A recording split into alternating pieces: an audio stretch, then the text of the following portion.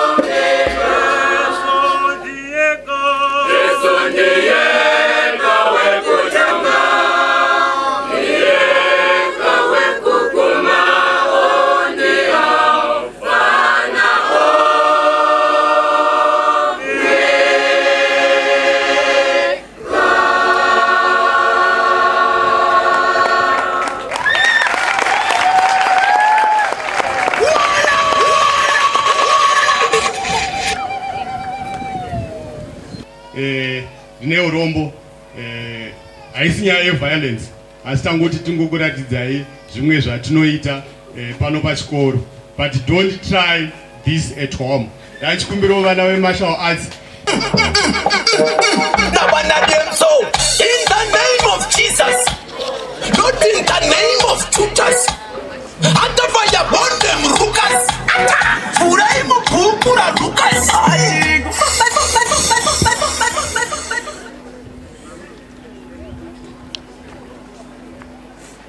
DJ Neki. Chiriot Sogi. Kisam Kunye. Chubi. Naran Sogi. Anan Sogi. Sijat. Good morning, ladies and gentlemen, boys and girls, all protocols observed. My name is Jordan Bradley, representing Daramombe Martial Arts Club. So martial arts is a broad category which consists of Tai Chi, Marathai, Kung Fu, Karate, Taekwondo, and many others. But today we're going to be specializing in Taekwondo, which means the hand and feet technique. So here at the Martial Arts Club, we promote many things which include bodybuilding, flexibility. Children, please. Sir. So as you can see, children Amy Form 2, children Charmaine Form 1, and children Tyree Form 2. They all up. So we also promote self-defense. Children, please. As you can see, the girl child is also taking part in this play because nowadays it has been seen that the girl child mostly is facing child abuse, rape, and many others. So it was seen good that martial arts be included as a school club by Sir Choto, Maima Zumba, and Reverend Mavuz. Can you give them a round of applause? Thank you, children. So here at martial arts, we emphasize mostly on discipline. Since the establishment of martial arts at Daramombe, discipline has been high and school capacity has been increased. So without wasting much of your time, we'd like to showcase a little bit of what we have. So, Chiriot, Kasankunye, Chibi, Naran Sogi, Nopunde, Kaunde, Najunde, Nopunde, Kaunde, Najunde, Nopunde, Kaunde, Najunde, Paro. Op Magi, Montu Magi, Bagat Magi. Op Magi, Bagat Magi, Montu Magi. Op Magi, Bagat Magi, Montu Magi, Paro. Ganan Sogi, Abchagi, Sijat, Sijat, Sijat, Abmagas, Enzongad, Sijat, Sijat, Sijat, Paro. 4 directional punch. Say Jomari grab C. Sijat.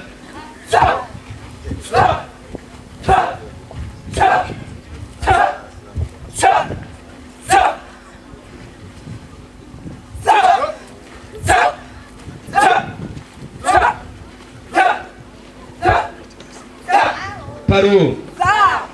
4 directional blow. Say Jomari grab C. Sijat.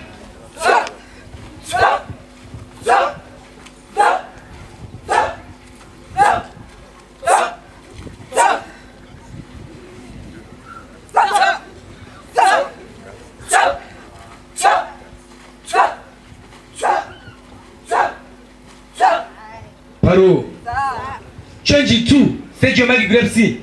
Sijat.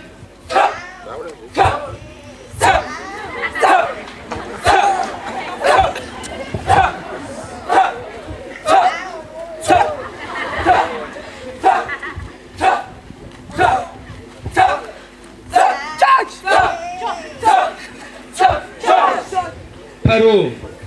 Children.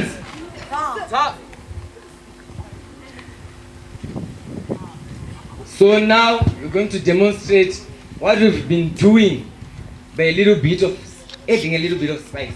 So, children, please. Children, please.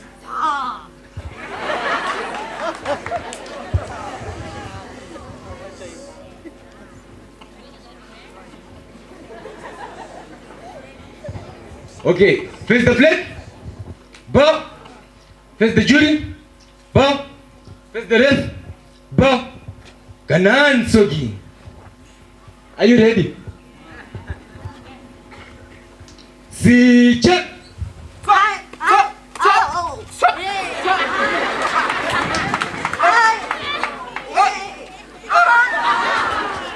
Ganan Sogi. Ganan Sogi. See check.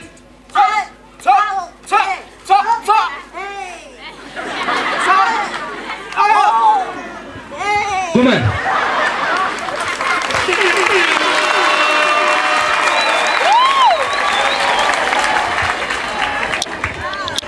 So, ndingaziendonsina ukito zvangu. Saka Tara.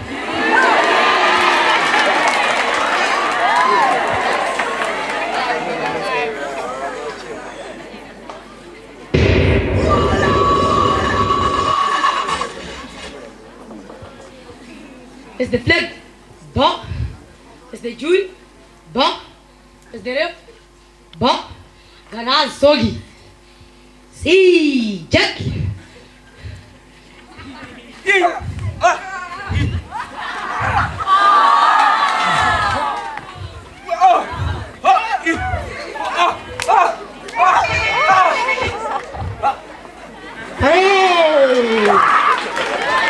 Hello, come on.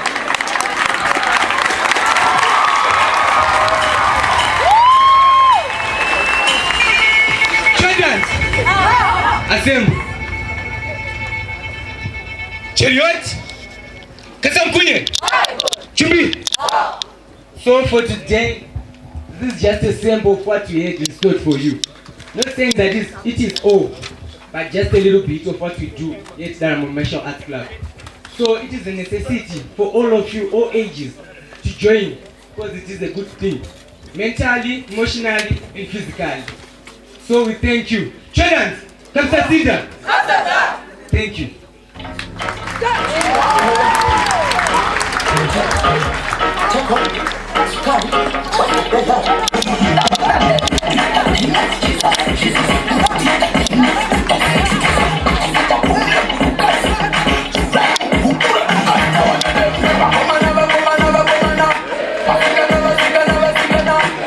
Saka ndanga ndichikumbirawo Father Mbera vativhurire nemunyengetero kuti program yedu igofamba zvakanaka.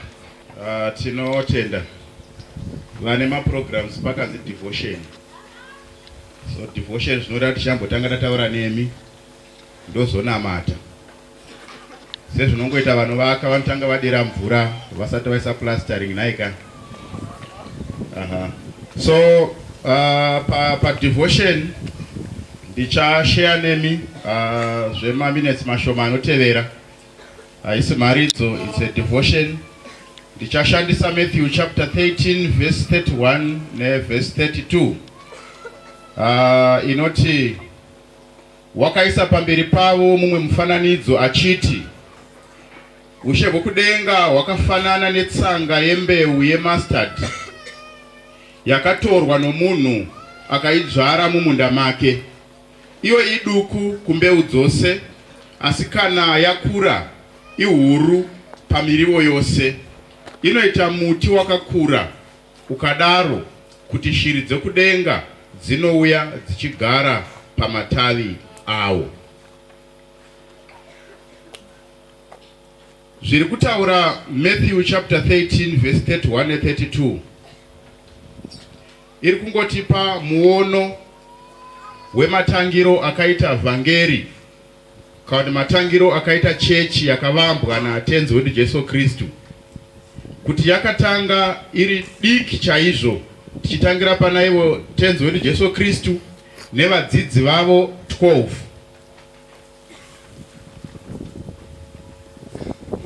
Zvoreva kuti tiri kutarisa vanhu vaigona kutarisika vachita kunge vanga vari weak, small at first sezvakangoita a grain of mustard seed inova ndiyo the least pamaseeds anga achitaurwa.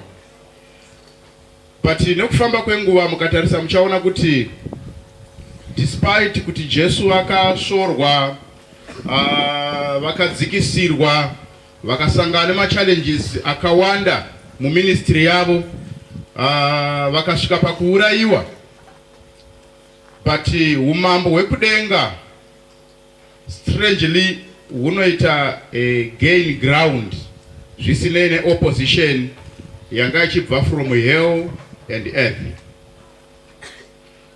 So tiri kutodzidza kuti segrain remustard seed, it is small but it is a seed. Kurati kanenge kari kadiki zvako asi itori mbeu, nekuti mairi mune mukana wekumera nemukana wekukura. Zvokuti kana modzi ikadyarwa kwanzi inogona kuzova muti mukuru wekuti chero shiri dzedenga dzinogona kuwana pekumhara. So vadikanwi, kana pakati pedu painewo maKristu vari pano, kana tasvikawo pekuti amaKristu vakura, ndinokukumbirisai kuti be useful. Ndanga ndichiita kunge ndiri kutaura zvinhu zviri kure kure, asi ndanga ndiri kutaura nyaya kana the story of Daramombe. Daramombe haina kutanga yakakura zvamunoona yakaita. Angori mamissionaries vakasvika vakacherechedza zvavaiona kuti zvinodiwa kuti pave nekusimudzirwa kweupenyu hwevanhu. Vakatangira from a humble beginning. Asi nhasi uno takutaura Daramombe ine mukurumbira, Daramombe inozivikanwa kwese kwese, but pazvakatangira zvakangotanga as a mustard seed. Saka hurudziro yangu kwatiri tose ndeyekuti iwe neni tinogona kutarisika kunge tiri vadiki, kunge tiri wiki, kunge dzimwe nguva mucommunity siri kuonekera, but matiri takangofa neseed, mune upenyu, mune ramangwana riroda kungoti bedzi Mwari vatibetsere tigone kuita nature zviri matiri. Mangwana umwe nemumwe semasimukiro akaita Daramombe achapedzisira munhu wari significant munyika. So Mwari vakuitire zvakanaka. Regai panguva ino tisvike panguva yekunyengetera. Tichatsikitsira usu hwedu. Tenzi ngave nemi muzita raBaba, Mwanakomana, Mweya Anoyera. Baba, muzita raJesu, mangwanani ano tinokutendai nepfungwa dzamakaisa Mwari muvaranda venyu. Tinokutendai Mwari nokuprofita kwamakaita zuva ranhasi, mukatorironga nechekare Mwari mukarisa mupfungwa dzedu. Tinokutendai Mwari wemasimba negadziriro dzanga dziripo kuri kukwira nokudzika. Mwari mukatichengeta pakufamba kwose, hatina tsaona yatakasangana nayo. Zvibingiridzo zvingavapo, asi Mwari wemasimba panguva ino takuti takunda, nokuti zuva renyu Mwari ramanga makaronga tizopemberera Mwari wemasimba makore 85 ekusimukira Mwari wemasimba ose kwenzvimbo ino, ekusimudzirwa kweupenyu hwevanhu, ekusimudzirwa Mwari wemasimba kwokudzidza kwevanhu, utano hwevanhu noupenyu hwevanhu. Tinokutendai Mwari, ndimi matisvitsa pano, tinoti Ebeneza, Mwari munoshamisa. Tinokutendai Mwari wemasimba ose mukati mezuva ranhasi, pataungana pano matifambisa kubva munzvimbo dzakasiyana siyana tikasvika, nokuti muri Mwari. Ndizvo Mwari taakuisa basa rose riri pamberi pedu mukati meruoko rwenyu. Hapachisina Mwari chichakonesa, nokuti ndimi munonzi Mwari pamunenge mavhura hapana anovhara, pamavhara Mwari hapana anovhura. Zvino Mwari zvamatotanga basa irori Mwari, tikomborerei. Ivai pakati pedu Mwari wemasimba ose. Pane vachataura Mwari wokumusoro kudenga, mazwi anosimudzira upenyu, mazwi anobatanidza, mwazi Mwari wemasimba ose anoita kuti Mwari wemasimba upenyu hureve. Tinovaisa mukati meruoko rwenyu. pane vachaita zvakasiyana siyana mukati mepurogiramu ino, Mwari tovaisa mukati meruoko rwenyu. Tonamata Mwari wemasimba ose, ranhasi riguva zuva rinorangarirwa, imi Mwari muchikudzwa muri kumusoro kudenga. Tinokutendai nepurezenzi yenyu pakati pedu. Ndizvo Mwari wemasimba, tasuma basa rose mukati menyasha dzenyu. Mwari wemasimba ose, itiitirei zvakanaka, kuti paine vamwe vachiri kufamba vachiuya Mwari, tovaisa mukati meruoko rwenyu. Nevese vari kumhanya vari pano, tovaisa mukati meruoko rwenyu. Zvapera zvose Mwari, tigoti Mwari kudzwai. Nomuzita raBaba, Mwanakomana naMweya anoyera. Amen. Tichifambira mberi neprogram, pane madzishe edu ari pano. Ndiri kuona pana Moyo Mambo Musarurwa. Saka tachida kutora nguva inoi kuti ani nani akapfeka ngowani sezvatamboita paya, tibvise ngowani. Vamurehwa aid wachief achitibatsira nechiuchiro chevarozvi Moyo Zimbabwe.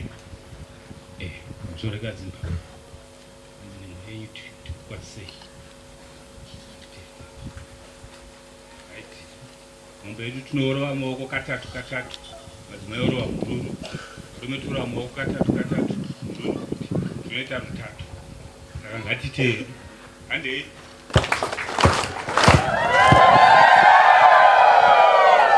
Ekare.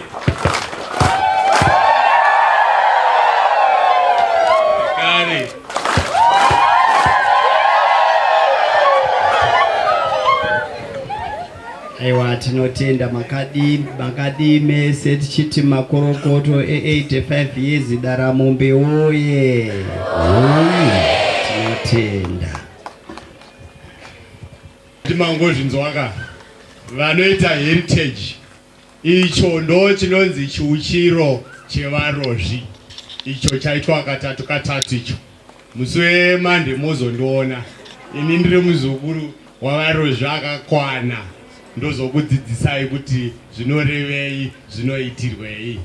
Tatenda zvikuru, tatenda Mambo, tatenda Murehwa Mukanya. Tichifambira mberi neprogram, regai ndingotaura shoma pamusoro pezuva ranhasi raita kuti tiungane panapa. Pane 3-in-1 program. Chinhu chekutanga 85th anniversary ndo chinhu chekutanga chatiunganidza panapa, tichipemberera kuvepo kweDaramombe mission kubva 1939. Taona kuti nguva yanga yareba tisina kumboita gungano rakaita seiriri, tichingoda kutenda Musiki, tichitendawo neAnglican Church yedu, tichitendawo neAnglican Diocese of Masvingo, nekutichengetedza panova pakabva vana vakawanda zvikuru nevamwe vachiri kungouya. Saka tati timborangarira zuva iri nevakatitangira chikoro ichi. Chechitu tine speech and prize giving day, iyo yataunganira kuti timboti vakapasa mumakwika anga aripo, timbovarangarirawo nekuvapawo zvimubayiro zvatinazvo. Then chekupedzisira tinozoita visiting day, vabereki vachiona vana. Saka zvinhu izvezvi ndazvitaurira neorder of importance, kuti tichatanga taita zveanniversary tigozoita zveprize giving day. Pakupedzisira kana izvi zvapera tozoita visiting day. Nyadzondibatai ipapapa. Saka regai nditore mukana unowu ndidedze our deputy head, director of ceremonies. Ini ndiri master of ceremonies, director of ceremony varipo, ndandakangovabatira. Ngativautsirei maoko. Mr. Chapangana, Daramombe High School deputy head.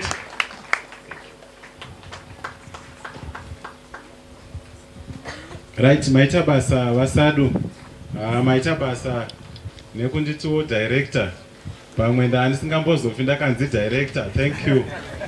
Regai nditore mukana uno kukuchingamidzai mese maita zvakanaka, mauya kuzopemberera makore 85 asvitswa the second Anglican school to be established in Zimbabwe, Daramombe High School.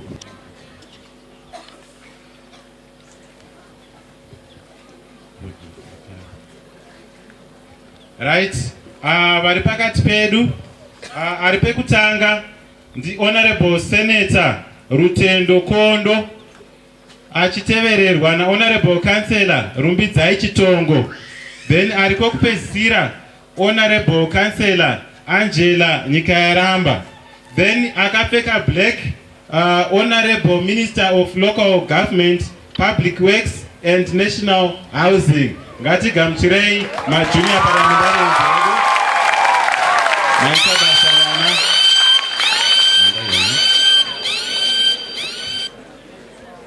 Above all and most importantly, tine vana veDaramombe. Ndo Daramombe yacho. Ndichakumbira weve maoko uri pauri ipapo. Vabereki ndo vana vedu.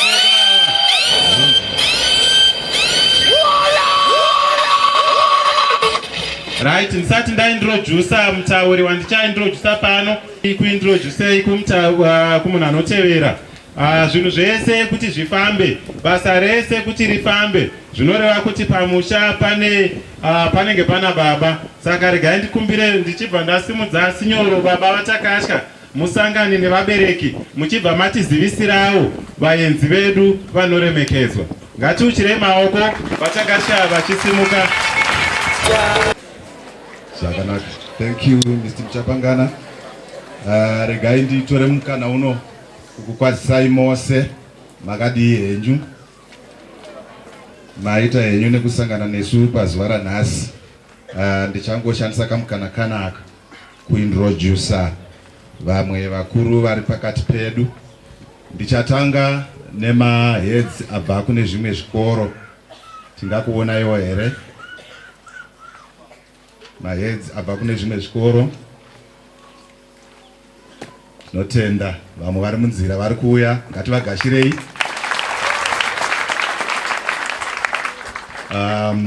Tinoda kugashira former heads of Christ the King Daramombe High School kana varipo. Tinotenda ngativagamuchirei. School inspectors from our district office kana vasvika. Zvakanaka, tirikuona vasati vasvika vari munzira.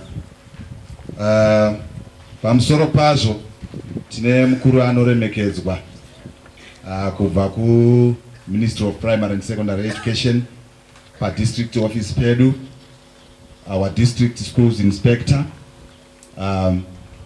Mr. E. Kwenda vari pakati pedu. Ngatisanganei navo. Tinotenda nekuvapo kwenyu pano. Ndichasiya mukana uno pane zviri kutevera introductions achiuya tichiona protocol iripo yese introductions ari kuenderera mberi achifamba mbijana mbijana. Asi regai nditore mukana uno tatsikwa nevaridzi vedunhu mambo chivese.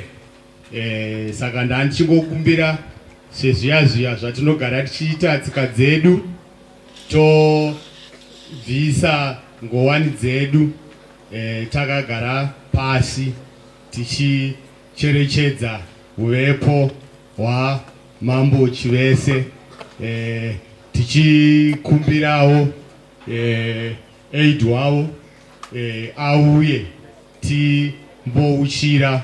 Tine vamwe watanga tisati taintroduce. Tine SDC yedu yakamirira vabereki vese, SDC chairperson na vice chairperson vari pano. Baba Mahaha Mai Mbinda, sanganai nehama neshamwari.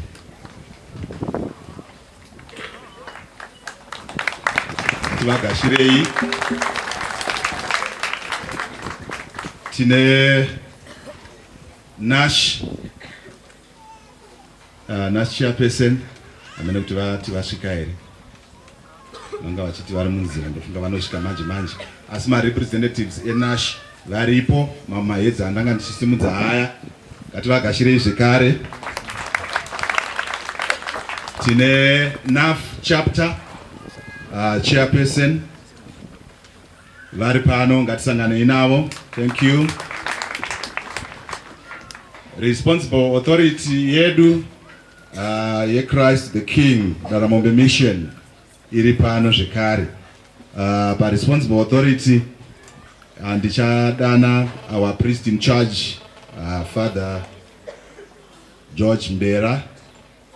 Vasimuka zvakanaka. Ndichakumbira our education secretary kuti vangoti introduce vamwe vari pakati pedu vakamirira responsible authority.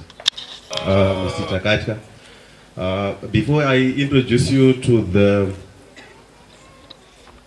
responsible authority, pane varipo vandinoshuvira kuti zvakanaka tikange tavazivawo. Ndoda kutanga nekuacknowledge ma-members of clergy Anglican Diocese of Masvingo pamuri papo.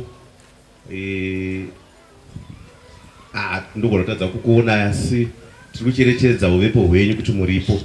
Tine muenzi zvakare abva kuAnglican Diocese of Central Zimbabwe, Reverend Father Mahwerera, vanova ivo education secretary veikoko. Pamwe mungaonekwa baba. Tinotenda. Chiregai ndikusimudzirei mukuru patinotaura nezve responsible authority ye-institution inoi. Pamwe pese tinenge tiripo tichimiririra kwazvo nana baba mbera avo, asi tinenge tichimiririra vanhu vanenge vasipo. Saka panguva ino ndichakusimudzirai the Right Reverend Oswald Mapika, vanova ivo the second bishop of the Anglican Diocese of Masvingo, vanova ndivo vatinodana kuti the responsible authority of this institution. Mazvitai.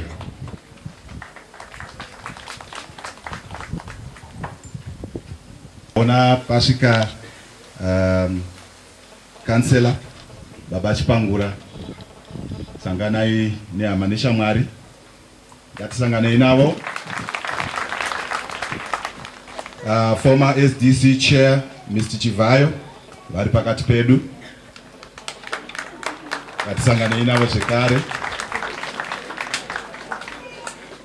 Former head of Christ the King Daramombe High School Mr. Mungofa vari pakati pedu, ngatisanganei navo. Ngativagashirei. Tinotenda. Chikoro chimboita noise uri pauri ipapo. Kufundisa vanhu vanovhundukaka. Because noise haidiwe, asi pane pamwe painoita se painodiwa. Tinotenda. Ndofunga tichimbozorerera. Ndoda kuti ndidedze Angela nyika yaramba. Kansela vedu vakahwina kuve kansela nekuti vanogona kutaura chirungu. Toda kuti ambouya ambotipa speech. Angela, uya umbotipa zvawakatigadzirira. For you that you stand up drug and substance abuse. My, apologies, grandoms and violence, boys and girls, for such an intrusion with noise in addition, without an introduction. It is Angela Jeannie Karamba, a caterpillar that cannot turn into a butterfly because of what keeps on pestering its woad, what keeps on holding its woad back. A blossoming seed from the rich soils of Daramombe High School is, I hereby call, invading a talk and chat against drug and substance abuse. Well, I suggest you buckle up your seatbelts as I am about to take you on a reality check ride that will absolutely be worth. Grab your popcorns if you can reach them and enjoy the ride. Drugs, they give a great addict that one can never conquer. Happiness vibe is how you feel after indulging them without knowing a great drama of death is on the way. It is an interesting paradox which rings true when one really thinks about it.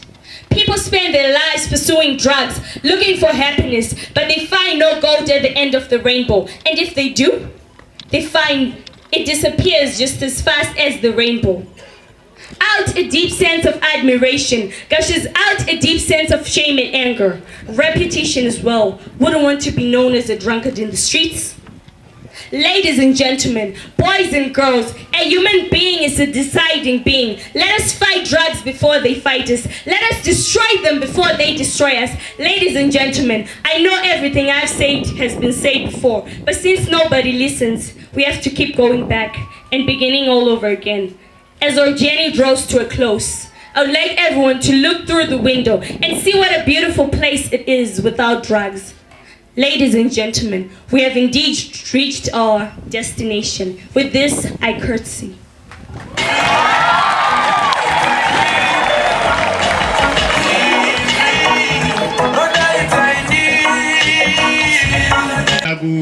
Tenda regai tinguva isaipapa vana vachingomhanya-mhanya toda kuti Delphine Mavudzi auye ambotipa history of the school in commemoration of our 850th anniversary. Ndoma future historians ava ticha wavo wehistory wacho ndiye akamira panapa saka muchangonzwa kuti zviri kufamba here kuclass uku. It gives me joy to experience such intense, refreshing satisfaction knowing that on this day, on the 12th of October, we are celebrating the 85th anniversary of Christ the King Daramombe High School. Pardon me, ladies and gentlemen, for my manners. I go by the name Delphine Mavudzi right from the rich soils of Christ the King Daramombe High School. And I am very excited to deliver some very interesting news to you, where today we are commemorating and celebrating 85 years of excellence, and that means 85 years of pursuit in excellence. Yes, the school stands tall. It stands in honor. It stands in victory. It stands in dignity and not forgetting prosperity. It is a couch coach, a navigation guide, and it is as daring as spontaneous, ladies and gentlemen. Christ the King Daramombe High School's rich history is so diverse that it varies not only from this district, but within the province and nationwide. It started as an Anglican school church, and it was built by Anglican church missionaries in 1939. Ladies and gentlemen, among them was Reverend Tony Shaw. The school clinic started as a dispensary and a village was built. And it provided shelter to the workers who provided labor and institution during the construction of Christ the King Daramombe High School. The primary school was the most appropriate central primary school here in the Midlands, and hence the name Daramombe Central Primary School. It started as an all-boys school. They only offered places for male students only. Ladies and gentlemen, Daramombe High School is the first school to introduce computer studies, and in 2000 A-level was introduced. It is considered as most of the top schools here in Zimbabwe because of its high pass rates. Last year in O-level we had a whipping 76%, raising to 90%, and in A-level we had a whipping 98%. Let us all give a round of applause to all our teachers who are doing the hard work. It is said here at the rich soils of Christ the King Daramombe High School, a dreamer is always a winner. Fear not, brave one, you have found the key. You do not need the wings, you already have them when you are here. Christ the King is indeed the key. It is the key to a brighter future. Ladies and gentlemen, a dreamer is always a winner. Here at Christ the King Daramombe High School, we do not just dream, we do. We do not just think, but we do. Yes, 85 years of excellency, and that means 85 years of pursuit in excellency. Pen and paper is ignited to anchor here at Christ the King Daramombe High School. Ladies and gentlemen, according to St. Thomas strains towards its proper perfection, a design grows there for its own particular kind. And if this is true, ladies and gentlemen, from the tadpole to the buffalo, from the unthinking baby in the womb to the cleverest person on earth, a design growth is there for its own particular kind. Christ the King is a place of hope, a place of joy, and a place of fun. A choice is afforded when there is abundance. In Shona they say, Kuramba Juku, Uona Jena. It is the first school that I've seen which teaches children to conquer their deepest fears. And we also honor the rights of the girl child here because we believe that she is a fighter. She has a heart and future dreams, dreams to prosper and dreams to conquer. Her words are sweeter than honey that drips from the comb, more desirable than gold, even the finest of gold. Wash away all hidden faults, and from pride, preserve and give her a hand. She wants to go to school. She wants to become a doctor. Fight for her, a diamond in the depths. Let her live, let her love. Let the words of your mouth always find favor, and the whispering of your heart. If we do these things, ladies and gentlemen, shining stars will finally reach you, slowly opening the windows of your room and removing the sorrow upon you, because she is the girl child, ladies and gentlemen. Yes, today marks 85 years of excellency, and that means extra 5 years of pursuit in excellency. Yes, prosperity, dignity, victory, honor, and prestige. Our school is the best. This is just the beginning. Years to more years of building great minds and great leaders of tomorrow. Ngiyabonga parents for supporting. Let us all remain connected physically, mentally, and socially, just like the beads. Because together, I believe that we can usher into a national healing. Thank you, ladies and gentlemen. SDC chairperson for his remarks, Mr. Mahase. Ngatushirei.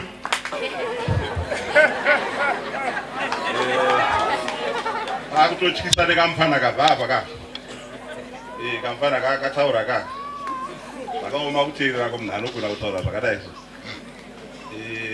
Regai ntange nekuti pamusoro headmaster vepano pachikoro Mr. Takasha, pamusoro bishop, pamusoro guest of honor zvekare, pamusoro the clergy, pamusoro vashandi vehurumende vanogona kunge vari pano kusanganisira DSI, pamusoro ma-headmasters abva kwematunhu ese akatikomberedza, pamusoro ma-teachers epano, pamusoro ma-teachers abva nema-headmaster abvawo kwese kwavabva, pamusoro SDC yepano, pamusoro ma-former SDC members ese ari pano, pamusoro mambo, pamusoro ishe vedunhu rino,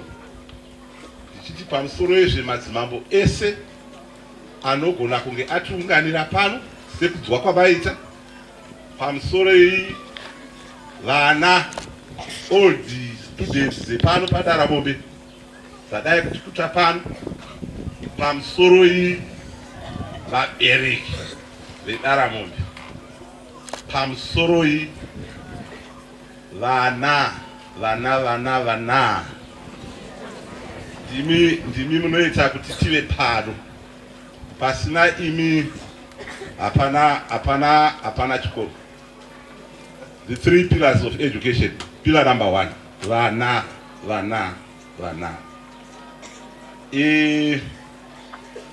Regai ndibve ndangotanga kuchimhanya nekuti nguva ndo isipo, nguva ndo pasina, asi ndichaedza kuti tifambe nenguva sezvazviri.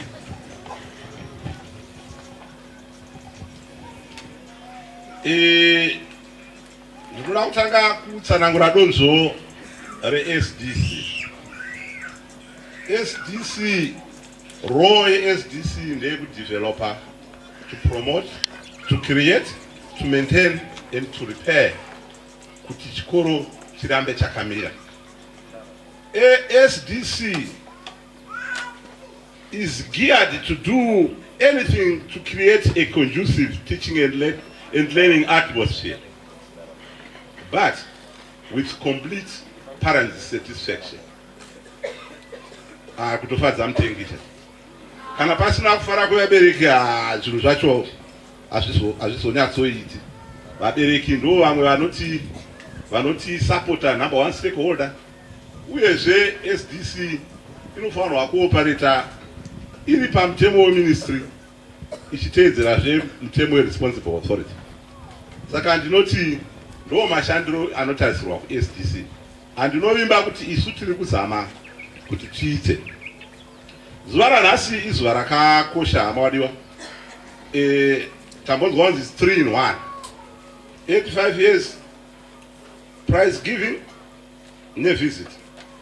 Makorokotoi responsible authority tinotenda nekukura kwatiri kuita. Congratulations vabereki pamwe nevana. Let us enjoy our day. Nhasi zuva nderedu kutofara chaiko kutopombonoka. I also want to thank everyone who made an effort to make this day a success. 85 years is a long journey. I want to thank everyone involved from day one. To today.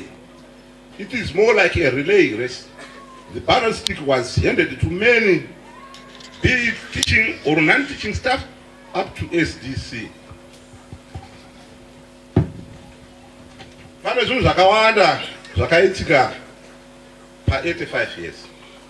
Regai ndimbobata ma-highlights. Zvambotaurika chikoro chakaopena as a primary school in 1939. 1955 opened Teachers College to 1972. Pano paDaramombe pakatombotenwa maticha pano. 1973 to 1979 ndo pakatangwa yainzi F2 Secondary Education School. Ipapa apa ndo pakatopinda ana Gono pano.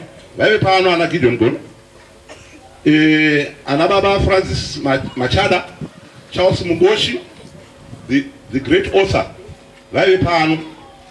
Chikoro chedu chakazombovharwa nehondo muna 1979. Chikazovhurwa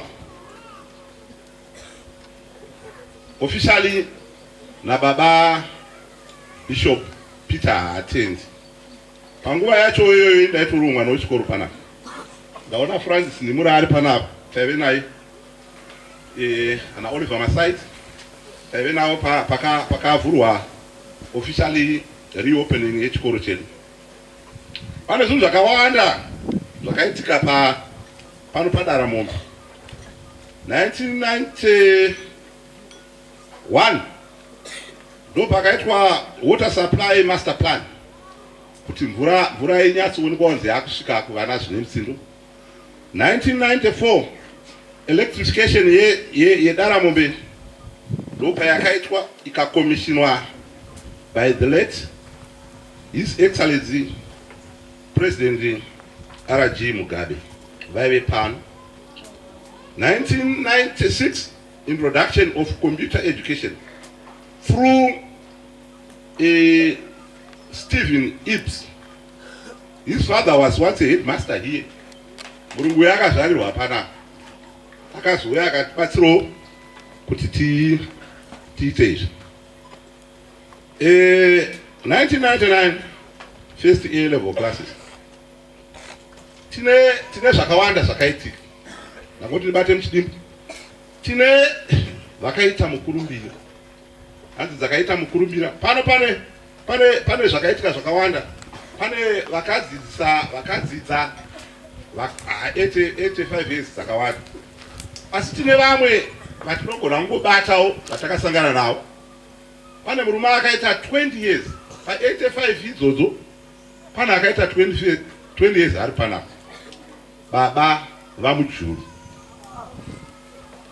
VaMujuru vakasvika 1987 vakabva 2007, 20 years.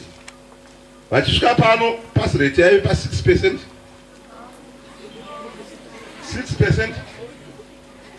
Daramombe ndo Daramombe yaivepo ipapo. Asi vakachimhanya vakaidhodza by 2002 100% yanga yaachisvika. VaMujuru vakavaka 55 buildings pano including the hall iyo. Mumwe murume wandakaona kuti pavatungamiriri vari pano vakanga vari pano nevachauya uyo akachimhanyawo handisiye vamanzonza vakadzifambira futi nyaya dzacho ende pane vamwe vachiri kudzifambira vamanzonza ezvino vakueducation kuchifu vakabva panapa tina karendi yedu wedu ari panapa vatakacha vari kudzifambira zvisingaite vari kuchimhanya kutomhanya chaizvo vatakatya is keeping this flag high and is conquering the region. Pari zvino kubotswana uko vakanotinzwa ende pass rate yedu iri kungoramba ichidaro. Ndinokutendai vatakasha murambe muchichimhanya nekuti kana kubudirira kweSDC kuti idzine zvakanyanya zvairi kunyatsorombowo pamusha inodowo advisor anozivawo zvaari kuita sei kandi ndiwo anoziva mapolicies. Saka murambe muchititungamirira baba pamwe tinosvika kure 2050 mune muchipo panezve maticha vakamiramirawo kubva ipapa.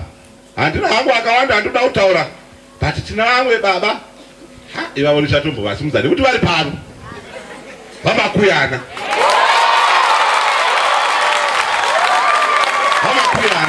icho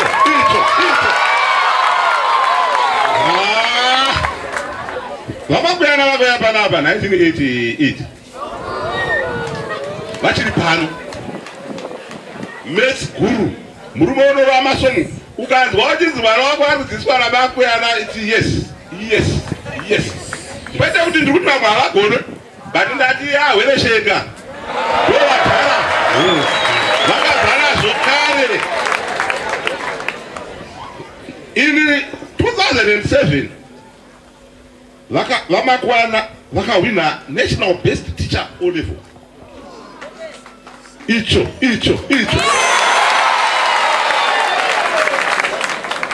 vakazoita imwe mbiri yekuti nazvino ndirungoseka so pane mupana akapinda panapa ainzi ngoni dzashe fungura ari form 3 aidzidziswa namakuyana akaenda kuno contesta national paolympiad ari form 3 achicontesta nema form 6 kunational akachigwina mpara yeye akauya akatochimhanya ari pamberi ende murume ndogona kumutora as one of the best students vakabva panapa. Izvo ndakanzwa nzisi naabroad akaenda nenyika akaimba Toki. Kuna vamwe baba futi vainge vari panapa vainzi Daramombe makazi founder member of the computer department vaive titewo panapa. Vamwe mati akawandisa paenterprise nakwete ngaingoti dei ndoda kubata futi pavana vechikoro vakapfuura nepano obviously ndakutotanga naye ngoni kumetsi. Pane umwe muchinda ainzi Edgar Chandiwani. I'm sure now is a doctor and kwaari izvi pairowa science ipapo panapa pangoitwi bedzi zvekungodzidza zvatikutaura nekugona maakademika. Pane mupana ainzi Noel Nharo mukomana vairova bhora ye vebhora vakapinda vakati one day vanhu vandiri kutaura vamwe vakatoenda kuPoland vamwe vakatoenda abroad nebhora audience rundofu Gwaze talent Mixengera Moses Hawkins Wozheri akaenda ruboshwe rwakaipata aibva pamasasa mahake. Kuna vamwe vakabudirawo vamwe vatinzwa anatatenda dondo nawo lecturer kuLeeds ku UK obvious ana Gideon Gono vakabva pano Charles Mugoshi Oliver Masaid uyu ndaitopinda naye aibva pachivirivira. He was an all-rounder. Pairo wakumhanya 100 meters. Bhora kakashoma kuwana munhu ane chipo chekuti muchikoro anogona masports anogona. Oliver Masaiti akanga ari mumwe wevamwe vaimiramira vakadaro. Pamakore iwayo tina vamwe kutani teaching vakaitawo mukurumbira tikagara pasi tisina kutaura murume anonzi hoko hoko murima apesa vakadhodzawo pano pana izvi ndezvemumba chaizvo. Baba vangu ino vakaita boarding master panapo, mukoma wababa vangu Darama panguva iyeye vakafambawo nebhora. Pana father Fryer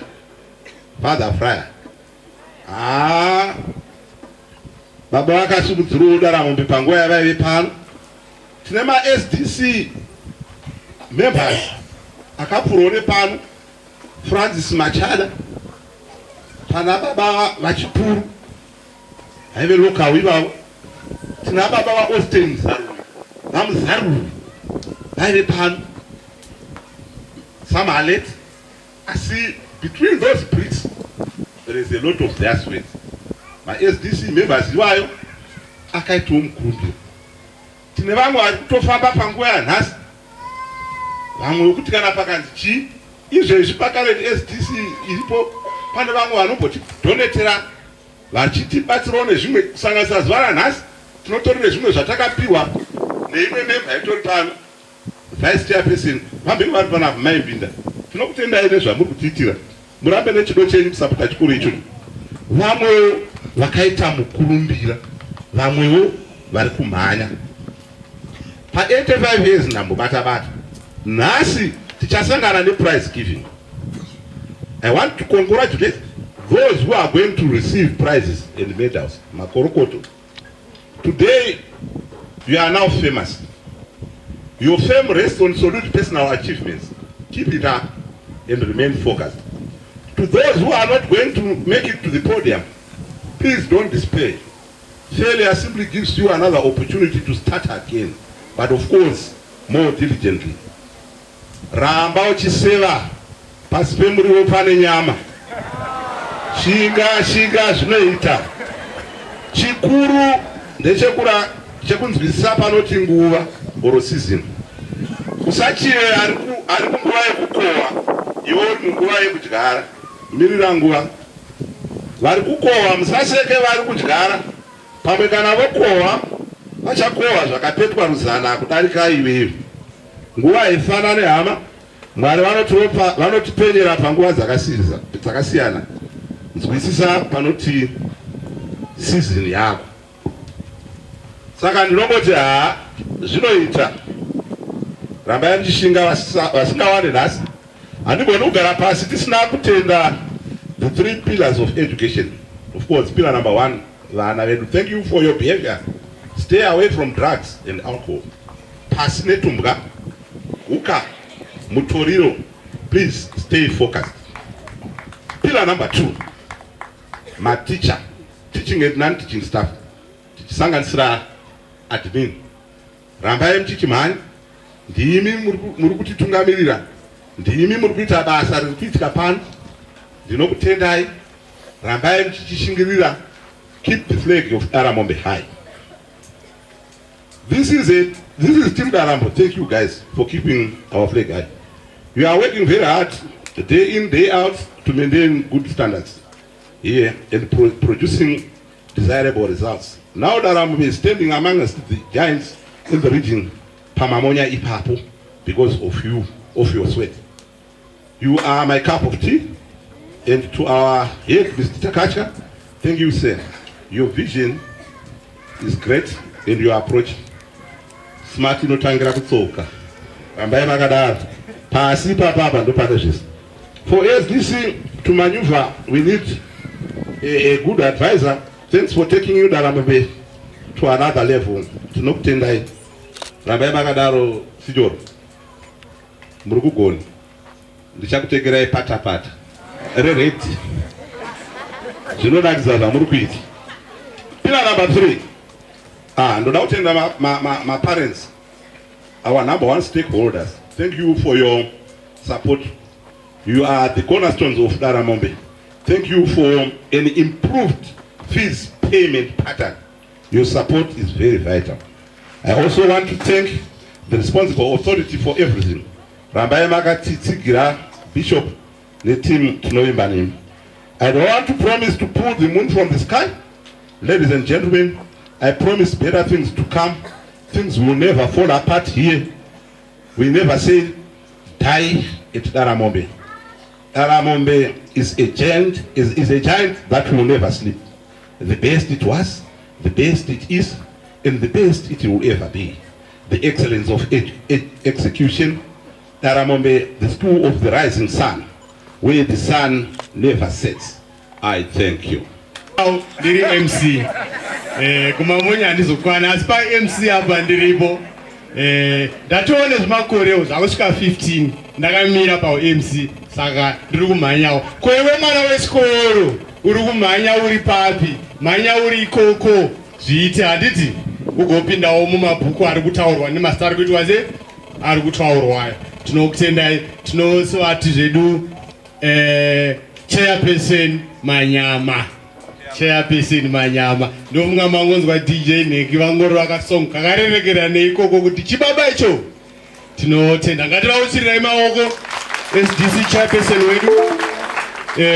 Ndofunga speech yavataura inoda kuti timbodedza ZPS band imbotikwenyera magitare.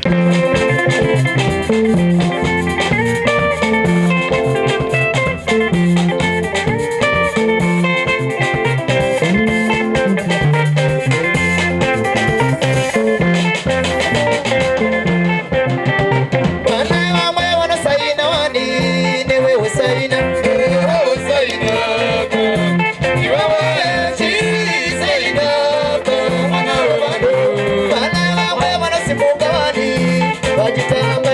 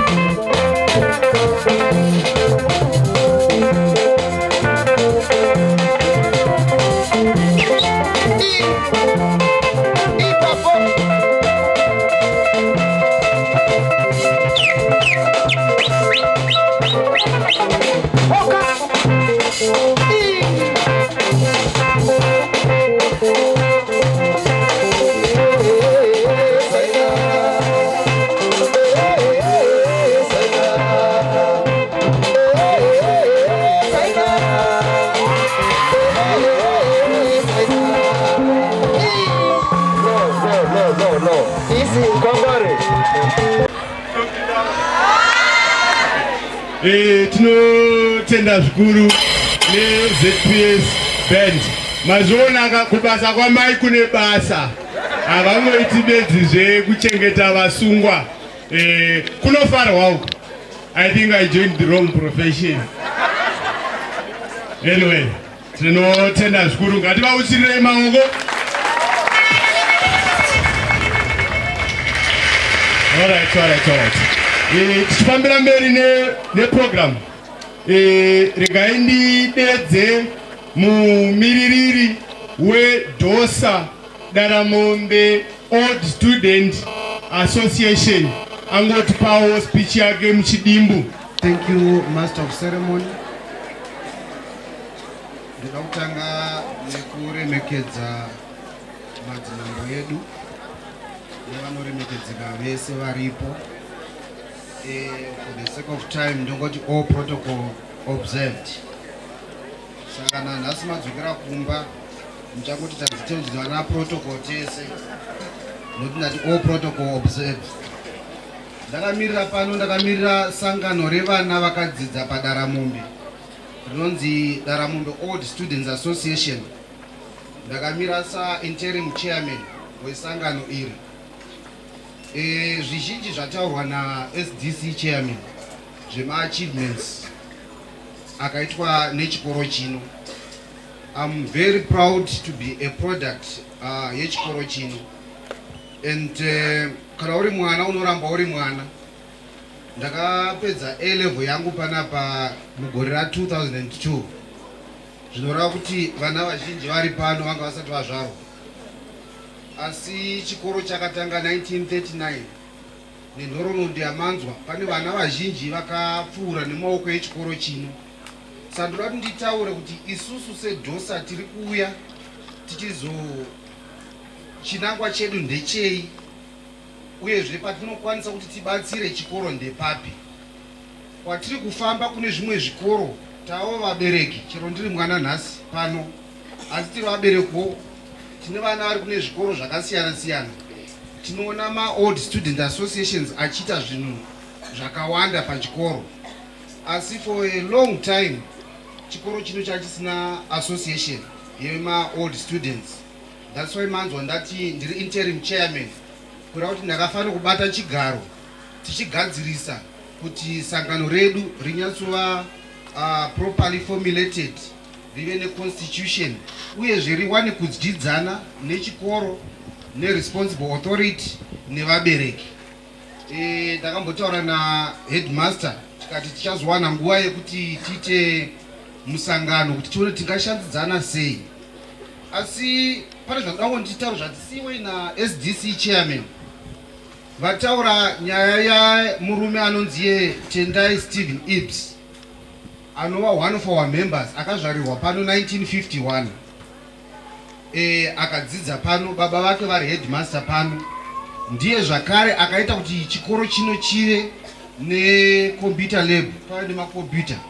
So takutotanga kuona one of the roles yevana vakadzidza pano, and ndakamira pano ndoda ndikuzivise kuti ndini one wevana vakatanga kuita macomputers pano pachikoro. I think ndandiri stream H3 mugore ra2000 patakanyora O level muZimbabwe yese kucomputer science pakaita A16 the whole country. Out of those 16, 4 were from Daramombe, and I was one of them. Zvichibva kucontribution yakaitwa nemwana akadzidza pano akarangarira kwaakadzidza akaziva kuti pane zvinoda kuti zviitwe, and I want to believe it ever since there's a lot of positive development that has been taking place in the field of computer science. Saka sevana tinoda kuti tibatsire chikoro chedu kuti chisimukire kuinda pa next level. Chimwe chinhu chatakaona pakuvambwa kweDaramombe, chikoro chakanangana nekubenefita community. Ndinotenda nemaresults ari kubuda kuti chikoro chedu chinoita pa100% of mapass rates ari very high, but tikatarisisa pane ari kuzoongorora here kuti vana ivavo kana vabva pano vari kunoitei. Hapana ari kuzozvitarisisa izvozvo. Varairidzi vazhinji akangoona maresults abuda votozvirova mapendeketo vachiti aiwa ini pangu ndapedza.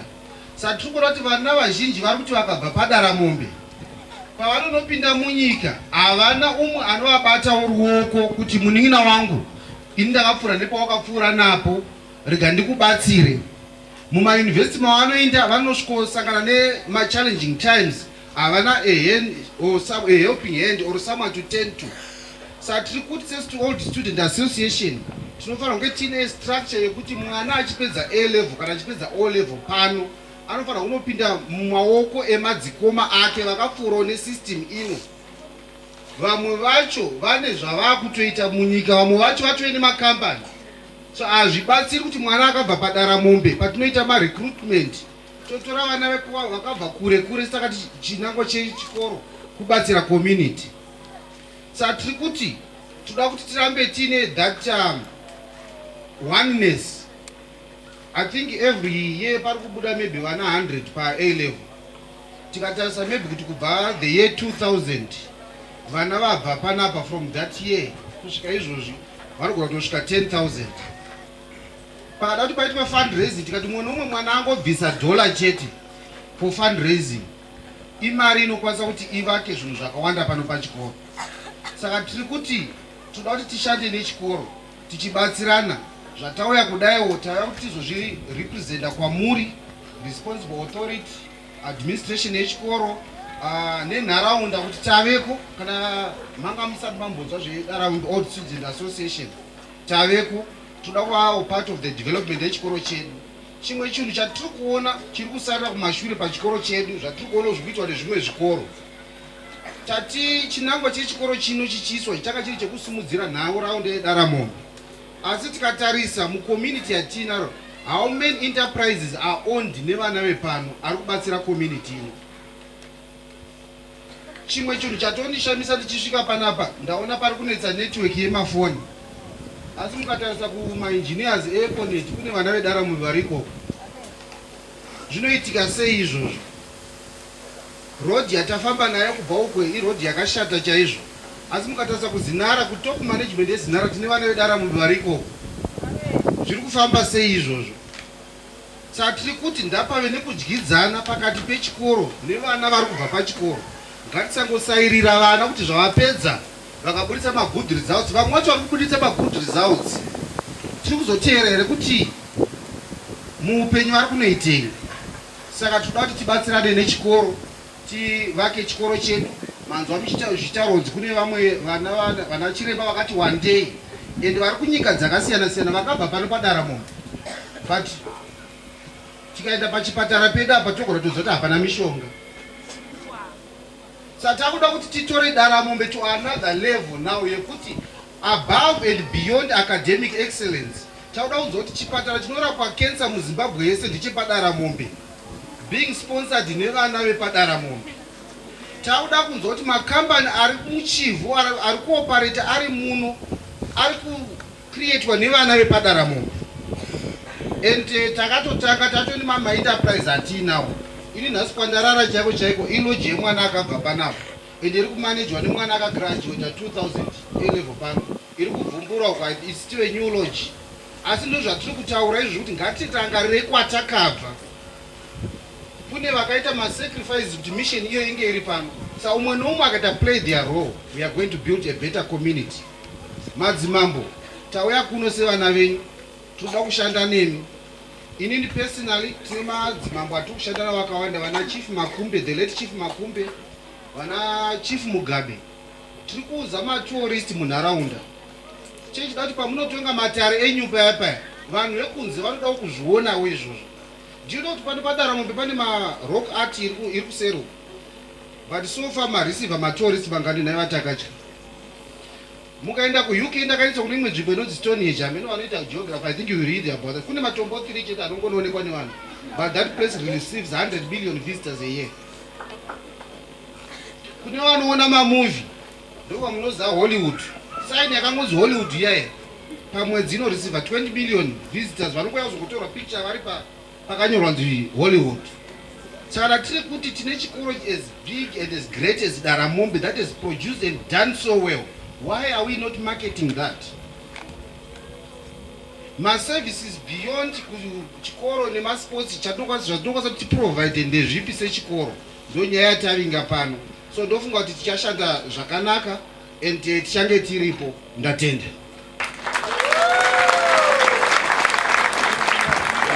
Thank you mwana wangu wechikoro.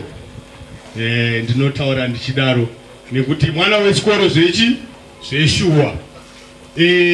Ndofunga tese tasirwa titsvambe handiti. Isu tinonzwa nekuita. Mamona akachairman wenyu mwana weform 1 mamona aka. Kana maenda musazonotsvaga umwe munhu munotsvaga vanonzi vachitsa. Motanga kujoin naye mimi muchiteera vachitsa interim chairman. Handi ndizoka varipo ana Dr. Mairi takuona emasvika. Muri kuitei muri ipapo Dr. Mairi? Ndoda kuti nhasi muone vachitsa. Ndoziva kuti panyaya dzema-old student nyaya inonyanya kunetsa inyaya yegenerational gap. Kuti vari kubuda muzvikoro vane vasina kubatana neavo vane 10 years apo. Ende vanhu vazhinji vanowanzoita zveklasi yavo zvestream yavo.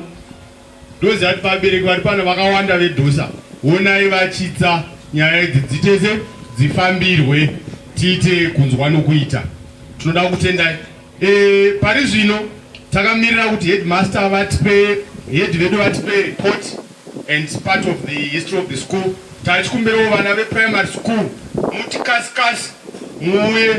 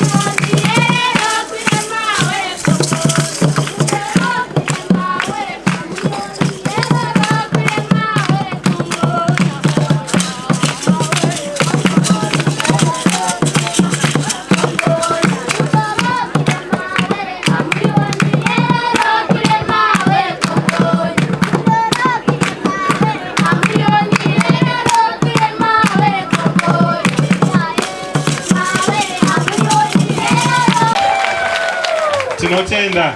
Regai tifambire mberi neprogramu yedu.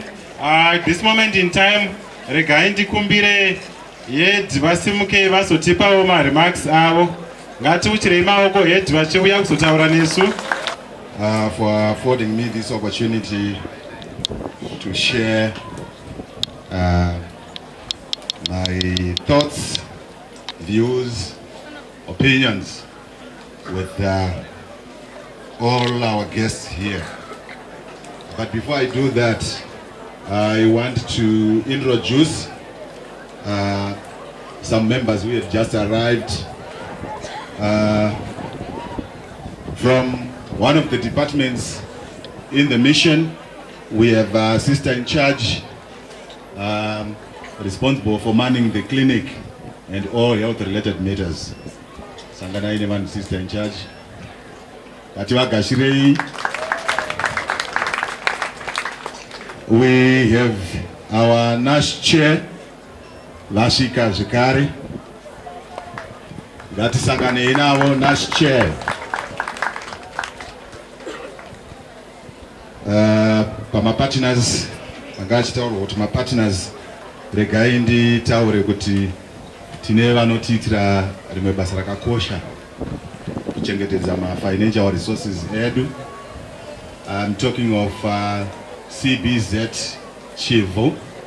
Tinao ma members ari pano, mungasimuka musangana here nehama neshamwari. Ngativagashirei. Notenda shukuru. Thank you for coming. Allow me to observe the presence of our guest of honor, our DSI, Mr. E. Kwenda, Education Inspectors here present, the responsible authority, our Education Secretary in the Anglican Diocese of Mashingo, Father Mugweni, the Education Secretary, the Diocese of Central Zimbabwe, Father Mawerera, Baribakatpedo, our priest in charge, Father Jimbera, and fellow clergymen here present, heads of mission departments,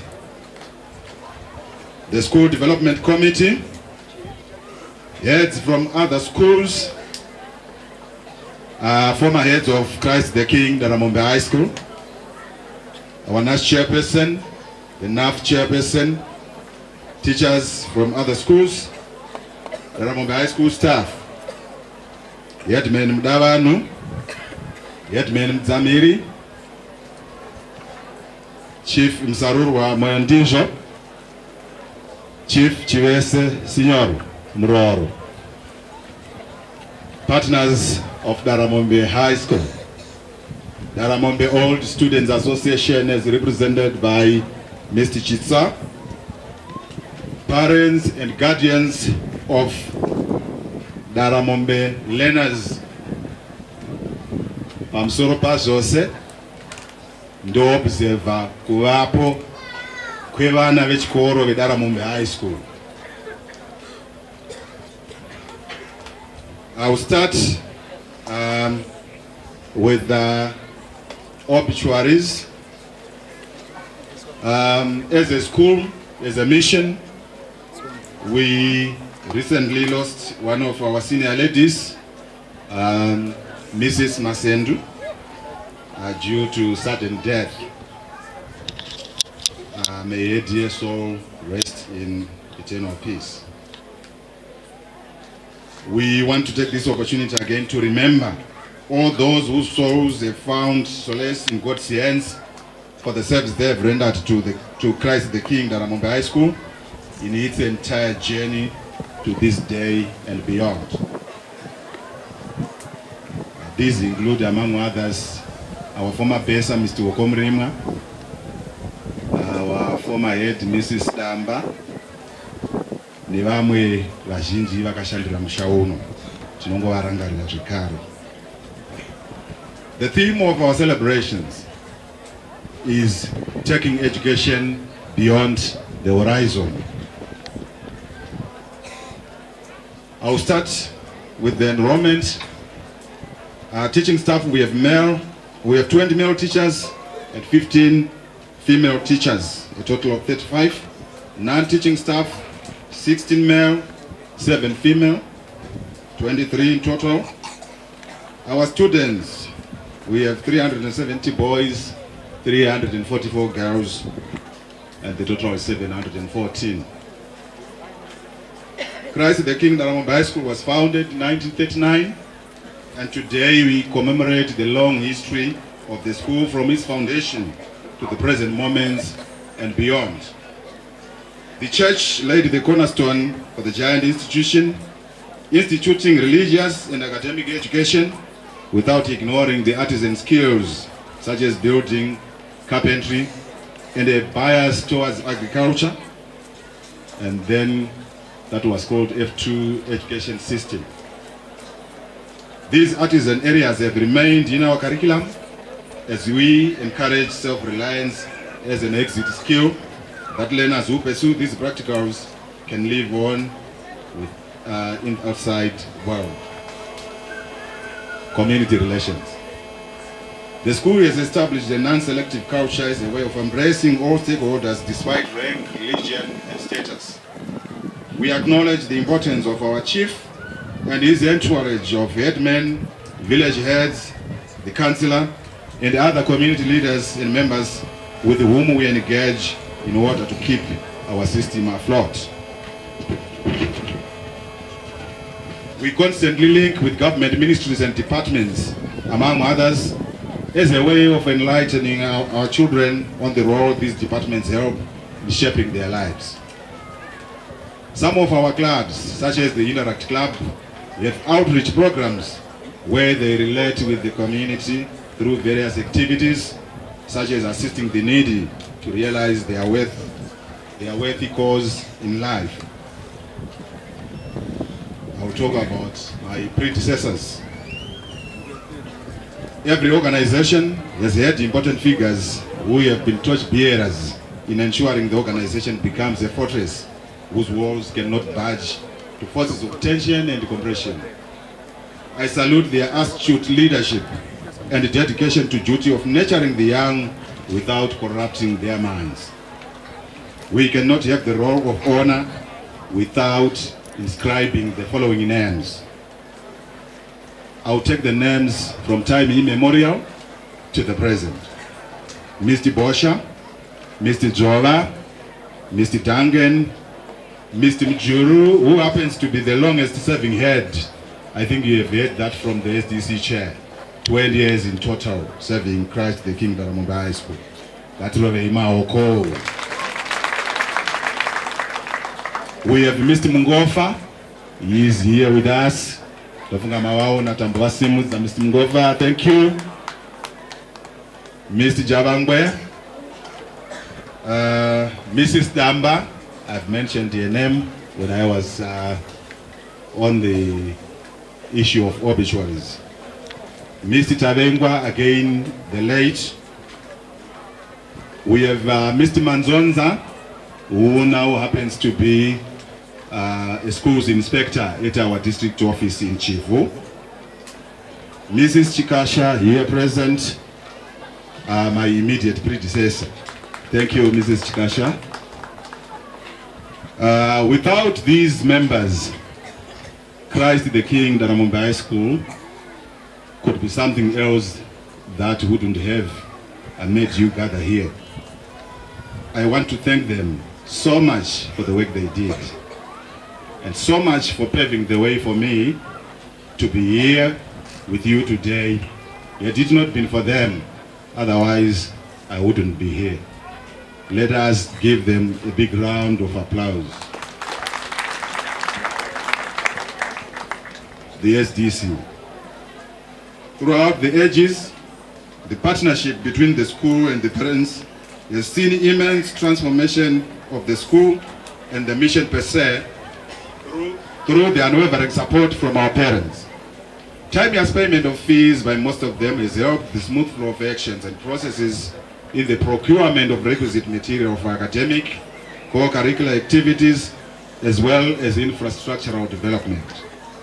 We are really grateful to be blessed with a crop of visionary parents whose endeavor is to see Christ the King High School ruling the roost even beyond the 85 years we are celebrating today. To them, the brand Daramombe is at the center of their hearts. We urge them to keep supporting us as we take education beyond the horizon. DOSA. The school has produced graduates of immense capability, many of whom are contributing significantly towards the growth of Zimbabwe as a nation in various fields they are operating in. We therefore seek the unity of those members to form a united front that will accommodate as many as possible. The development of schools nowadays is hinged on the effort of all the students, who see it as a worthy cause to plow back willingly and uplift the lives of the present and future generations. It is not about the generational school heads that have passed through this giant institution, but it is about the school itself, the school. I urge you, ladies and gentlemen, to come out of the hibernation and proclaim your presence as the seeds that fell on rich soil. Together with you, we will make Christ the King Daramombe High a colossal fortress that will defy ages as it continues taking education beyond the horizon. I want to thank those that have felt they germinated on the rich surface of Christ the King to kickstart the roar of DOSA and attract others from far and wide to join the well-meaning grouping. Thank you, Mr. Chitsa, for spearheading this cause. I know if others hear that you were here kickstarting the program, definitely they will follow suit. Thank you for masterminding it. Projects. The school is operating in the same manner as the government, as it aims to uplift lives through projects whose thrust dovetails with Vision 2030 towards an upper middle income economy. We have begun commercializing our projects so that we enjoy self-sustenance than producing for consumption only. We have livestock projects whose numbers are quite interesting. 166 pigs, 65 cattle, a batch of 500 chickens at a time, and a soon-to-be started layer bed project. With these projects, we hope to generate income that will see us through the next phases that we may embark on. Academic milestones. Since inception, the school has never looked back in producing best results in the country, featuring in the country's top 10 on numerous occasions at both O and A level. This is owed much to the dedication to duty by teaching and non-teaching staff, whose collaborative efforts deserve much commendation. The discipline among our learners has a lot to do with the staff efforts in ensuring the mental health and wellness of children through proper guidance and counseling. We treasure the health of our learners as the school is home away from home for our learners. The school has won merit award, commonly known as the Secretary's Bell, on 2 occasions, and we are aiming to do so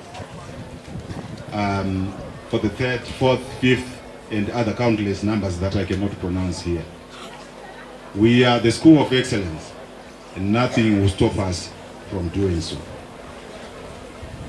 Partnership with the corporate world. We have embraced corporate governance to the effect that the business world is happy to work with us, as they have helped in sourcing resources for us to use for the betterment of the education of the young, such as sports kits, books, ICT material, watch facilities, among many others. We continue to cherish the efforts of the corporates in ensuring that Daramombe High does not capsize in the middle and deepest part of the sea of failure. This, therefore, is social capital used in the formation of strategic partnerships. Infrastructure and transport. Thanks to my predecessors, the responsible authority and the SDC, The school has seen a lot of transformation in infrastructural development.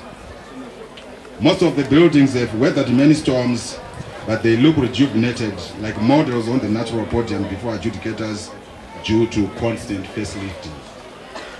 We boast of the state-of-art science and computer laboratories, among other specialist rooms. We have a good transport fleet to dutifully carry us from one point to another in the discharge of our daily routines. An eye for nature. The school has a history of success in ensuring the natural environment is kept safe. The farm boasts of good vegetation to the effect that the school bagged many accolades as adjudged by the Forestry Commission and the Environmental Management Agency. Sporting and cultural achievements. Christ the King teams have performed excellently since time immemorial. Most teams have performed up to the provincial level, but there are some that have perforated the provincial ceiling to go to the national level of the competitions. These are volleyball, both indoor and beach volleyball at different intervals. As we speak, our beach volleyball teams are in the national top 10 teams.